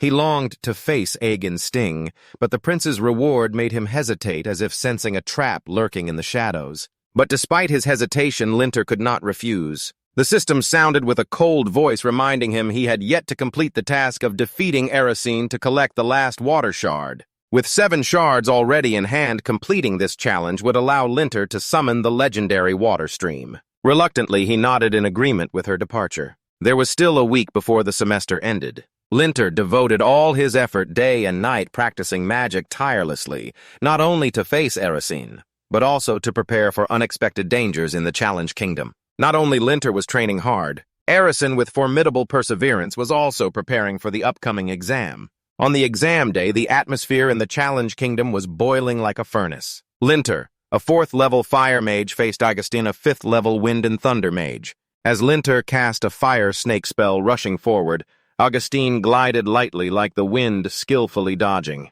From the Codisa stands 8th-level fire mage, Gimeo observed with sharp eyes. Gimeo nodded slightly, remarking that regardless of magical control or casting speed, neither was inferior to any mage of their level. But Linter's power far exceeded that of a 4th-level mage, which surprised him. Linter, with a rapid rhythm, completed a chain of spells, firing numerous magical arrows straight at Augustine. But that attack was too fragile. Augustine did not even need to dodge, just slightly curled his lips. However, he quickly realized Linter's casting speed had surpassed their previous encounter at the challenge tower. To force Linter to reveal his true strength, Augustine began casting a spell. In an instant, his magic swallowed Linter's 5th-level spell. Even more astonishing, Augustine, having just reached 5th level less than 3 months ago, wielded the Thunder God's Hammer, a 7th-level spell rivaling her strongest water magic technique. Its only weakness was its tremendous mana consumption and causing recoil damage to the caster. But Augustine, with eyes blazing determination, disregarded the cost as long as he could defeat Linter. Outside the stands, the crowd buzzed with excitement. The student council, led by Grana, mocked confident that Linter would be soundly defeated. They sneered at Ireland's group. But at that moment, Augustine's face suddenly turned pale. Linter unexpectedly activated the Fire Spirit Shield, a level 7 spell comparable to the Thunder God's Hammer. Orland's group rallied, turning the tide and enraging the student council. Augustine was confused, unable to understand how a level 4 mage like Linter could cast a level 7 spell. But then he realized Linter's magical aura had changed. Somehow he had ascended to a level 5 mage. The judges outside were also stunned as they began to realize the truth. Initially, they hadn't noticed because Linter deliberately suppressed his mana. But inside, Linter's anxiety surged. Without the intermediate magic immunity granted by the Fire Dragon, withstanding a spell 2 levels higher would be impossible. Linter's eyes blazed with determination as he cast another spell. He unleashed it like a deadly gift aimed straight at Augustine. The judges gasped in astonishment at this rare sight. Linter launched another level 7 spell following the Fire Spirit Shield. This was nearly impossible. Even Augustine, the student council president, was exhausted after a single level 7 spell. While his mana was depleted, Linter continuously cast 2 overleveled spells. Despite his efforts to defend, Augustine couldn't help but admire his opponent's talent. His level 6 Thunder Shield trembled, nearly collapsing under the pressure of Linter's flames. But Linter was not as comfortable as everyone thought. His chest felt like it was missing a beat, painful from casting over-leveled spells consecutively. Still, he succeeded in breaking Augustine's defense, causing Erland's cheer squad to roar with excitement, overwhelming the increasingly disheartened student council. Augustine gritted his teeth. Linter's flames were stronger than he expected, far surpassing his thunder magic. If he fell easily, he wouldn't be able to fulfill his duties as president, the mission the Academy assigned in this exam. To the shock of Linter and the audience, Augustine suddenly leapt into the air, wind swirling around him as he cast thunder magic, manipulating Linter's flames. His voice rang out sincerely. "I was wrong to underestimate you, Linter, but now you're so strong that I must admire you. Thank you for awakening the fire magic talent within me once again." The stands erupted in excitement. The cheer squad turned the tide, but the battle was far from over. Both as if in sync with a deadly rhythm, Linter and Augustine simultaneously cast their strongest spells, unleashing all their power mercilessly at each other. In the stands, old Di Maio furrowed his brow and asked the girl nearby, "What is the Kingdom Challenge level you two are fighting at?" She replied calmly, "The highest level for 6th grade students, originally designed for teacher training." Jim Mayo left his eyes thoughtful. The girl suddenly felt uneasy. Why did the Academy raise the difficulty of the Kingdom Challenge to this level? If Linter and Arison's power isn't enough, can they pass a placement for level 7 mages? Back in the battle, Linter cast a spell summoning Dragon's Breath. The flames blazed as if to burn everything. But as he struck the ground beneath them, shook violently as if unable to withstand the terrifying power of both. The Kingdom Challenge quaked fiercely, collapsing right before the eyes of those in the Academy's observation area. While everyone marveled at the immense magic power Linter and Arison unleashed, that very power caused the destruction. Reyna snapped out of her shock and immediately ordered the medical team to prepare. Bazia, with a serious gaze, asked Erland to cast healing magic. According to teachers who had taught there, after the Kingdom Challenge collapses, the students inside are forcibly teleported out to the square. If treated promptly, no serious problems should occur. But when the portal signaling Linter and Arisine's teleportation opened, it suddenly malfunctioned repeatedly, warning that the teleportation failed. Worse, all teleportation gates closed, meaning the students inside could not escape. Rena's face paled with fear that the tragedy at the Challenge Tower would repeat. Erland did not hesitate to cast a search spell, detecting a dark magic force manipulating the Challenge Kingdom controlled by a mysterious sorcerer. Gia, with sharp eyes, immediately recognized it as the Dark Holy Sanctuary. If they had infiltrated the Empire earlier, perhaps the massacre at the Challenge Tower was also caused by them. Their purpose for returning this time was nothing less than revenge against Linter, who ruined their plan. But when Jaya called for everyone to support Linter, her expression suddenly changed. Whispers arose among the students the gate had become abnormal, and no one knew where it would lead. Even if they entered, they were no match for the Dark Sorcerer. If the gate closed before the teachers could arrive to help, everyone would die unjustly. So they chose to wait for the teachers to handle it and stopped gossiping, knowing that talking only caused more chaos. Still, they didn't understand why the teachers hadn't appeared yet. Jia, though full of unease, couldn't say more because she knew their reasoning was the wisest choice. Inside the collapsed Challenge Kingdom, a necromancer stepped out of the shadows, her smooth but cold voice fitting the expectations of the two geniuses from the Holy Iris Academy. The duel just now was truly interesting, but you have spent too much magic and are severely wounded. Due to the harsh reaction of the Challenge Kingdom, it seems you no longer have the strength to resist, right? Don't worry, I'm not here to kill you. I just want to take these two handsome boys to the underwater prison of the Dark Holy Sanctuary as my guests. There you will be treated warmly until that illusionary dragon returns to us. Suddenly, a potion was thrown at the necromancer's arm, paralyzing her instantly. The one who threw the potion was none other than Senior G, eyes burning with determination. A few minutes earlier, although Jaya agreed that the student's choice was wise, she still felt uneasy. She knew if her father found out she hesitated, he would call her a fool. That's why she decided to rush through the gate, seizing the chance to heal Linter. But unexpectedly, a pale, bony hand suddenly appeared, grabbing Jaya's neck. The paralysis potion she threw was too weak against a high-level dark sorcerer. The necromancer sneered, but before her mocking smile was complete, she dispatched her opponent. Jaya did not enter alone. Following her were Ellen Vivian and the student council members who vowed never to abandon their president.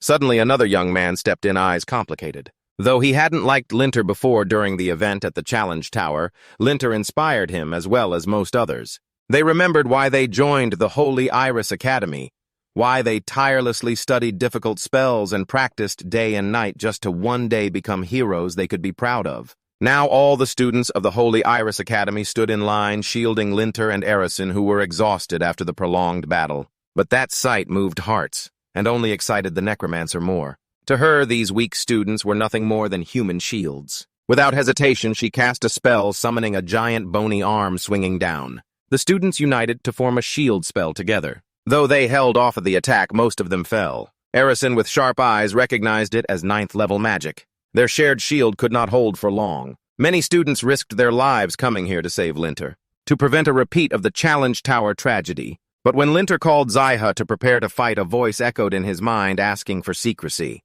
But suddenly, Eros realized that Headmaster Delastone, the Empire's strongest holy sorcerer, had returned. He immediately cast a radiant holy spell that lit up the entire Challenge Kingdom, expelling the unclean spirits that did not belong to this world. The necromancer took massive damage. She was shocked by his appearance, but still sneered. "That's good. Our people have infiltrated the academy, ready to strike again." From her words, Eros realized that the Dark Holy Church was the culprit behind the tragedy at the trial tower. Linter was troubled inside, wondering if the prince was connected to the spies of the Dark Holy Church. But the sorceress revealed nothing more, only casting a teleportation spell to escape. When Erison and Linter tried to pursue, Principal Delastone stopped them, his voice deep but firm. "You have your own missions to complete." Then he left, leaving Linter with a mysterious message. Shortly after everyone escaped, old Himeo sighed with relief, his eyes showing a mix of joy and anxiety. The Dark Holy Church is a formidable opponent, and if Principal Delastone hadn't appeared in time, the Academy would have lost many outstanding students. Aunt Sa spoke softly with a heavy heart, bowing her head in apology. "Teachers should protect the students, but every time something happens, we arrive late." Standing beside her, Linter smiled gently, reassuring her. "Aunt Sa, don't worry anymore. Thanks to Jia's healing team, all the students' wounds have been treated. Here is a letter from the principal addressed to you. The attacker said there's a spy inside the academy, so I had to give it to you personally." That's why Aunt Sa felt so conflicted. They didn't even consider the possibility that the Dark Holy Church could infiltrate the academy. This explains why the principal hasn't appeared since his return. Although the danger has passed for now, the academy is still not safe. Aunt Sa decided to evacuate the students from the academy to recover their health. But both Augustine and Linter shook their heads firmly, refusing. They hadn't settled their rivalry yet. Aunt Sa angrily shouted, "You've been fighting hand-to-hand for how long and you're still worrying about this? Is winning more important than both of your safety? Not to mention the recent test drained all your mana. How could your weak bodies fight now?" Linter quickly stopped her, his voice deep but convincing. After explaining why they needed to continue, Aunt Sa reluctantly accepted this unreasonable demand. She shouted loudly, ordering the students to return to the square and their original seats. This move confused everyone, and when they learned the reason, they grew even more angry. The academy was on the brink of crisis. The urgent matter was to investigate the spies, not compete for the #1 title. Besides, everyone knew Linter and Augustine were out of mana. How could they fight? Opposition surged like fierce waves. But suddenly, right in the square, Linter threw a punch straight at Augustine. Brana was startled because she knew Augustine considered hand-to-hand combat crude, especially since neither had mana left. They were forced to participate in a shameful fight. Orland's group tried to stop Linter while Zia worried the hidden enemy inside the academy would take advantage of this moment to act. But then Zia suddenly fell silent, her eyes brightening as if she realized something. She spoke firmly. "Chairman Augustine and Linter want to tell us that the Academy's order will not be destroyed just because the Dark Holy Church exists. They are declaring war on them right here." Still, some students remained worried because this wasn't the Dark Holy Church's first attack. Their power was terrifying, but some other students supported the idea, arguing, "If we study magic but always live in fear, what good is it?" Besides, with only 30 people, they held off 2 attacks from 9th-level dark sorcerers.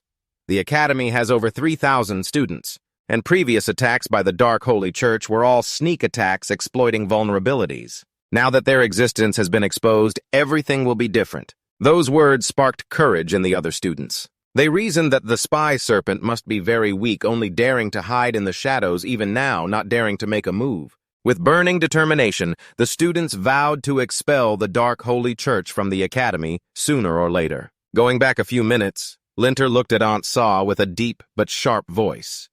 "Have you forgotten the reason we hold this exam? The purpose is to motivate the students to strive and improve."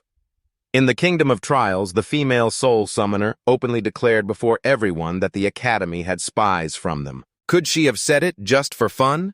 Clearly, they want to sow doubt, divide us, and cause chaos so the Dark Holy Church can act more easily. Back in reality, amid the roaring cheers, Linter and Erosine continued the mission assigned by the principal, completing the unfinished battle. Aunt Sa looked at the scene, her heart swelling with happiness. She silently thanked the two of them, those who always wholeheartedly inspired everyone's courage. A few hours after this match ended, amid cheers echoing throughout the academy, Linter fell to the ground, finishing slower, but still victorious. Yet in his heart, he thought the winner should have been Erison. He only endured that long because his body was reinforced with lava and dragon blood potions, while Erison relied purely on training and relentless effort. Though a bit dissatisfied, Linter knew the reward would be very useful for battles ahead. The mission to collect the water dragon shards was completed. Linter had enough shards to trade for a water dragon egg any time. Not long after leaving the infirmary, Linter sank into thought. As soon as he discovered the Dark Prince's secret laboratory, he immediately took full responsibility. Could they be hiding something from the prince? If the prince truly colluded with the Dark Sanctum, it would be a huge threat not only to Linter, but to the entire empire. The next day at the Magical Potion Guild, Linter lowered his voice, his gaze sharp as he spoke to Jaya. The most reasonable explanation right now is that the prince has colluded with the Dark Sanctum. This explains why the Dark Mages could attack the Empire's top magic academy. Moreover, their cooperation must be very close. Otherwise, the prince's laboratory wouldn't be using dragon blood to create dragon blood potions. He paused, his eyes flashing with determination. The Dark Sanctum has now been exposed, and only the prince could be hiding them. Maybe he's demanding their concession, like helping him develop dragon blood potions. These things definitely happen in the laboratory beneath the underground waterways. Jaya frowned, realizing Linter was plotting to sneak into the lab again to find evidence about the prince. Her heart was heavy with worry. If the prince truly cooperated with the Dark Sanctum, she didn't know how to handle it. Linter reassured her firmly. "Don't worry, I believe the headmaster is somewhere and will support us if anything unexpected happens." I still have another powerful dragon. I just can't reveal it in front of everyone. Suddenly, a hoarse cough sounded right beside them, startling both. They were about to attack, but it turned out to be Erison using invisibility magic. Linter angrily shouted a Gusti eavesdropping, but then he realized Erison had overheard him bragging about the other dragon. Linter hurried to explain to clear the misunderstanding, but Erison raised a hand to stop him. His voice low, but resolute. I actually heard you shouting about having a dragon. Now I finally understand why you defeated the nightmare demon. But my duty is to protect the academy. I won't let you and your dragon take away my responsibility this time. Then Erison asked to join them. Shortly after, in the secret underground laboratory, everything was silent. Everyone inside had been knocked out by a powerful sleeping potion made by Ja herself. For safety, Erison had paid to buy each person an instant teleportation scroll so they could escape any time if discovered. Zia beamed teasingly. It's lucky to know a rich chairman.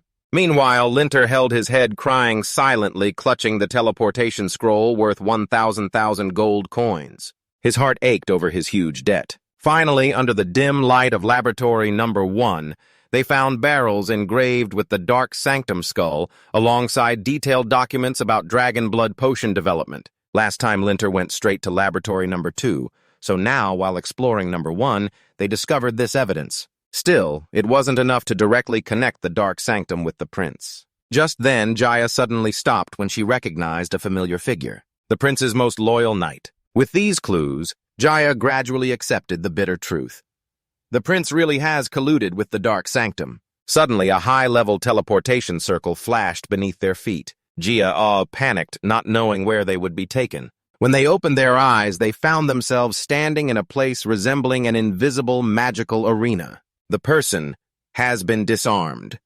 Erison, in a deep but alert voice, orders the group to prepare to use the teleportation plate if the situation becomes dangerous. From behind a relentless army advances, the prince leads the secret army with a cold smile, welcoming the geniuses of the Holy Academy to the stage he himself has prepared. Everything seemed predicted except for Jia. She steps forward, trembling but full of anger, shouting loudly, "Prince, remember who you are!" A trusted younger brother of the king. The prince is beloved by the people. So why are you colluding with the Dark Holy Palace, those who massacred countless innocent citizens of the Empire? I want to know exactly why you are doing this. The prince laughs bitterly. Jia, you grew up in the royal palace and still ask such foolish questions. As you said, I am His Majesty's most trusted younger brother, the prince most loved by the people. But life means moving forward. What would happen if I became king? Those words made Jia shudder. The image of the kind uncle who once played with her, promised to always help her father and protect her, now shattered like a lie. From the prince's words, Linter also realized Zia's true identity. No wonder she always denied the truth that the prince was the villain. But Erison, with sharp eyes, spoke up. It's time to retreat. With their overwhelming numbers and the prince's confession, he surely won't let us survive. He revealed he used magical recording to capture everything, and the first thing is to deliver this evidence to the king. But as the three activated the teleportation plates, they suddenly shattered in their hands. Meanwhile, the prince stood there with a cold, unwavering smile. Just as the three were still confused, the prince curled his lips and coldly explained, "Last time Linter sneaked into the laboratory and escaped with an instant teleportation plate, so this time I prepared many engraved stones." But Linter frowned, because he had never used any teleportation plate then. Clearly, the messenger misunderstood. Erison interjected with a mocking smile. "The prince is indeed wealthy.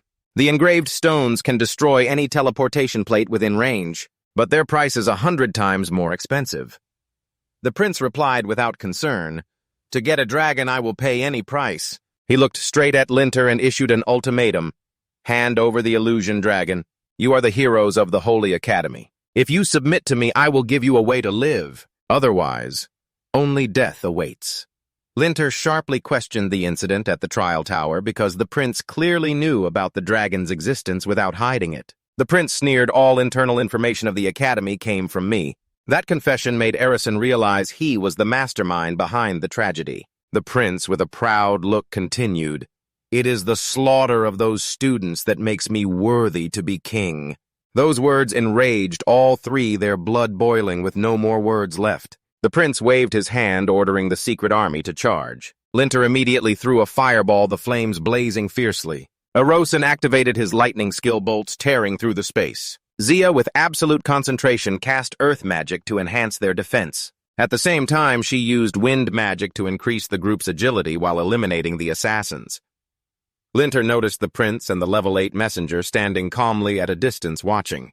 Their clear intention was to use these soldiers to drain their mana, but Linter had no intention to conserve mana nor allow casualties. Before playing his lightning-fast trump card, Linter pulled Erisine back, called Jaya out, then summoned the dragon's breath. The flames burst fiercely, astonishing both Erisine and Jaya. The fire dragon roared, burning the surrounding area, causing the soldiers to panic and scatter amid screams for help. The prince's eyes lit up excitedly. Besides the illusion dragon, Linter also possessed another dragon. When Erisine was surprised and begrudgingly praised the unexpected power, the compliment made Linter smug, but also made Erisine suddenly want to punch him. Linter laughed and revealed that at the trial tower, Jaya saved everyone and the dragon. It is not a demon as history records. First, curious Erisine used wind magic to touch the fire dragon, but was immediately scolded by it. Now all the soldiers have been wiped out by the fire dragon, leaving only the prince and the messenger. At this moment, Linter orders the fire dragon to charge forward to end everything, but the messenger remains unfazed and begins chanting a half-shadow magic spell called the Time Knot. A burst of light flares up, leaving Linter stunned. Ordinary fire magic couldn't harm Zia, but this dark magic was so powerful it caused the fire dragon pain. Not stopping there, the envoy launched another strike with the Hell-Tongue Spear. As the attack rushed forward, Zia bravely turned and shielded Linter, taking the full damage instead. But despite being hit, Jaya stood firm, her eyes burning with determination. Seeing the envoy was too troublesome, she struck hard with her tail, which had been trained since the arena battle, sending him flying before he could get up. Erosin, swift as a blade, combined thunder with Jaya's water magic to create a binding circle that electrified and paralyzed the envoy. Jia spoke firmly to restrain the old man while simultaneously ordering Linter and Erisine. The prince was hiding behind, but the envoy, still smiling mockingly despite being bound, confused all three of them. The prince no longer wanted to play games. Stepping out from the shadows, a giant demonic arm appeared, breaking free from the summoning circle. He sneered and introduced it as his favorite, the Thunder Demon, the strongest under the Saint rank and 8th level monster. Linter suddenly realized why the envoy kept mocking Jaya to buy time for the prince to complete the summoning circle. If this demon was like the giant illusion from the challenge tower, the tragedy from years ago would repeat. Not letting it fully escape, Linter immediately cast a spell, launching the fire goblin's spear while coordinating with Jaya's ancient dragon breath. But half of the thunder demon's body had already broken free. It gathered lightning on its horns and unleashed a terrifying energy blast that shattered all their magic. Prince Linter was stunned, not understanding why the demon was so powerful. The prince, with a smug smile, repeated that he had said it was the strongest under the Saint rank. No one below that level could defeat it. He also revealed that the previous Dark Saint Temple attack and the spy rumors were meant to force your headmaster to leave. The three were shocked, unable to grasp the prince's true intentions. The continent had just regained peace after 100 years of war between humans and dragons. Could it be that researching dragon blood and creating war machines like the Thunder Demon was to reignite the fires of war in the Empire? The prince didn't want to explain further, coldly ordering the Thunder Demon to deal with them since the geniuses knew too much. Under Erisine's command, the three cast spells to raise 3 layers of shields to defend, but the Thunder Demon's attacks easily pierced through and pushed all of them back. The fire dragon Jaya and Erisine were paralyzed and fell. Only Linter, trying to stand, realized his leg was broken. The fire dragon now lay right in front of the envoy, who looked pleased, his eyes flashing with ambition. Just take the pure dragon blood for research, and we will be the strongest on the continent. The prince approached Linter, singing arrogantly while correcting the envoy's words. The strongest is me, not us. He trampled on the betrayed envoy and coldly declared that the world only needed one king. Linter witnessed the man's madness, gritting his teeth, determined not to let the fire dragon fall into this guy's hands. Even if he had to die, he wouldn't allow him to successfully create the dragon blood medicine. Suddenly, the fire dragon vanished before the prince's eyes, causing him to roar in fury. Linter, where did you send the dragon? I arranged a series of teleportation runes that can't be activated. Linter's eyes flashed with defiance as he asked back, Are you sure every form of teleportation has been disabled? Realizing what Linter had done, the prince laughed scornfully. You really are a genius, Linter. Even if I kill you, I still can't find where you hid the dragon. He paused, his tone turning cold. But what if I kill Jaya? Linter was stunned. He had never considered that possibility. He couldn't hand over the fire dragon to this madman, but if not, Jaya would die. The prince smiled slyly and continued, Linter. Why hesitate? On one side is a species despised by humans, on the other is a comrade who's been through life and death with you. How hard can it be to choose? He ordered the thunder demon to tighten its grip on Jaya. Linter's heart ached as he realized he had always put Jaya in danger. He had once believed that having the fire dragon by his side could protect everyone, but that arrogance now pushed everyone to the brink of life and death. Suddenly, Jaya shouted in a trembling but resolute voice, Linter, don't choose me. Don't let him threaten us. After all, I am a child of the Empire ready to die for it. To silence her, the prince ordered the thunder demon to violently throw Jaya to the ground. Linter's helpless scream echoed mixed with the prince's mocking laughter. Our Zia is truly magnificent. Linter, do you see? This is the consequence of opposing me, but don't worry, I won't harm you. I'll send you back home after dealing with Zia and then your family's mother. Can you bear to watch everyone die right before your eyes just to protect the man-eating dragon? Those words ignited a fire of rage within Linter. He swore he would risk his life to drag that prince down to the grave. The prince sneered, mocking Linter's broken leg, but just as Linter seemed about to collapse, the prince suddenly froze, eyes wide with shock. Suddenly, two figures of Erasin appeared out of nowhere. As Erosin's thunder strike surged toward the thunder demon, it was completely stunned, and at the same time, countless blades unexpectedly appeared behind the monster, causing the prince to roar in fury. He couldn't believe anyone could hurt his demon until he saw the headmaster Deliston standing before him, his face pale as he muttered, My life is over. Erasin calmly explained that from the moment the first thunderstrike shattered the fire dragon's breath, Linter knew they had no chance of winning. He released the illusion dragon Izo, transforming it into my form, along with the water stream Mina. Izo sprouted wings and quickly flew away. Surprisingly, while searching for reinforcements as Izo rushed out of the barrier, preventing instant teleportation. Another teleportation circle lit up on its shoulder. It turned out the headmaster had guessed the prince was deliberately luring him away, so he left teleportation marks on both Linter and Izo. The headmaster looked at Linter with meaningful eyes. You're lucky to have companions like these who helped me find you. Linter was filled with gratitude, silently thinking how truly fortunate he was. I, Zia, am always ready to take the fatal blow for you. Izo, though often revealing secrets, always yearns to help everyone. And Mina the water dragon, summoned after collecting enough dragon shard proofs, is a testament to your effort. Linter whispered that he truly must thank them all. Back in reality, the prince panicked, trying to escape, and the headmaster ordered Erasin to chase after him. Since the thunder demon was defeated and the teleportation circle couldn't function, and the prince didn't know magic, he couldn't escape Erasin's speed. He mocked the one who set the runes to stop their escape, now only blocking his own path. But Linter's eyes blazed with determination to stop Erasin. Let me. I want to catch him myself. Although Erasin worried about Linter's broken leg, seeing the resolve in his eyes, he nodded in understanding and used Mina's water to create wings for Linter. Within seconds, they caught up to the prince. Linter delivered a powerful punch to the prince's back, causing him to collapse, terrified and begging, Don't kill me. I don't need your dragon anymore. I'll give you the dragon blood formula to become the strongest on the continent. Linter shook his head in frustration, not bothering to respond to the prince's insane ambition.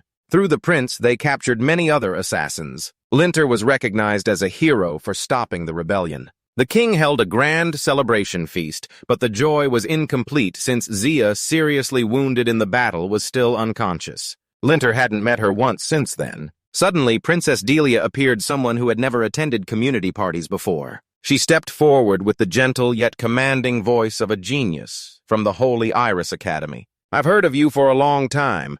May I have the honor to invite you to dance? That voice was familiar to Linter. Turning around, he was stunned to see a girl who made his face flush. Memories flooded back of the first time he met Jeha. He had thought she looked like a senior student with a smile as cute as Vivian's. No wonder her hands were so soft. No wonder she called herself a child of the Empire. It turned out Zia was Princess Delia. Whether Zia or Delia, the person before Linter, was still the lovable, trustworthy, and respectful girl he knew. Linter was honored to accept the Empire Princess's invitation to dance.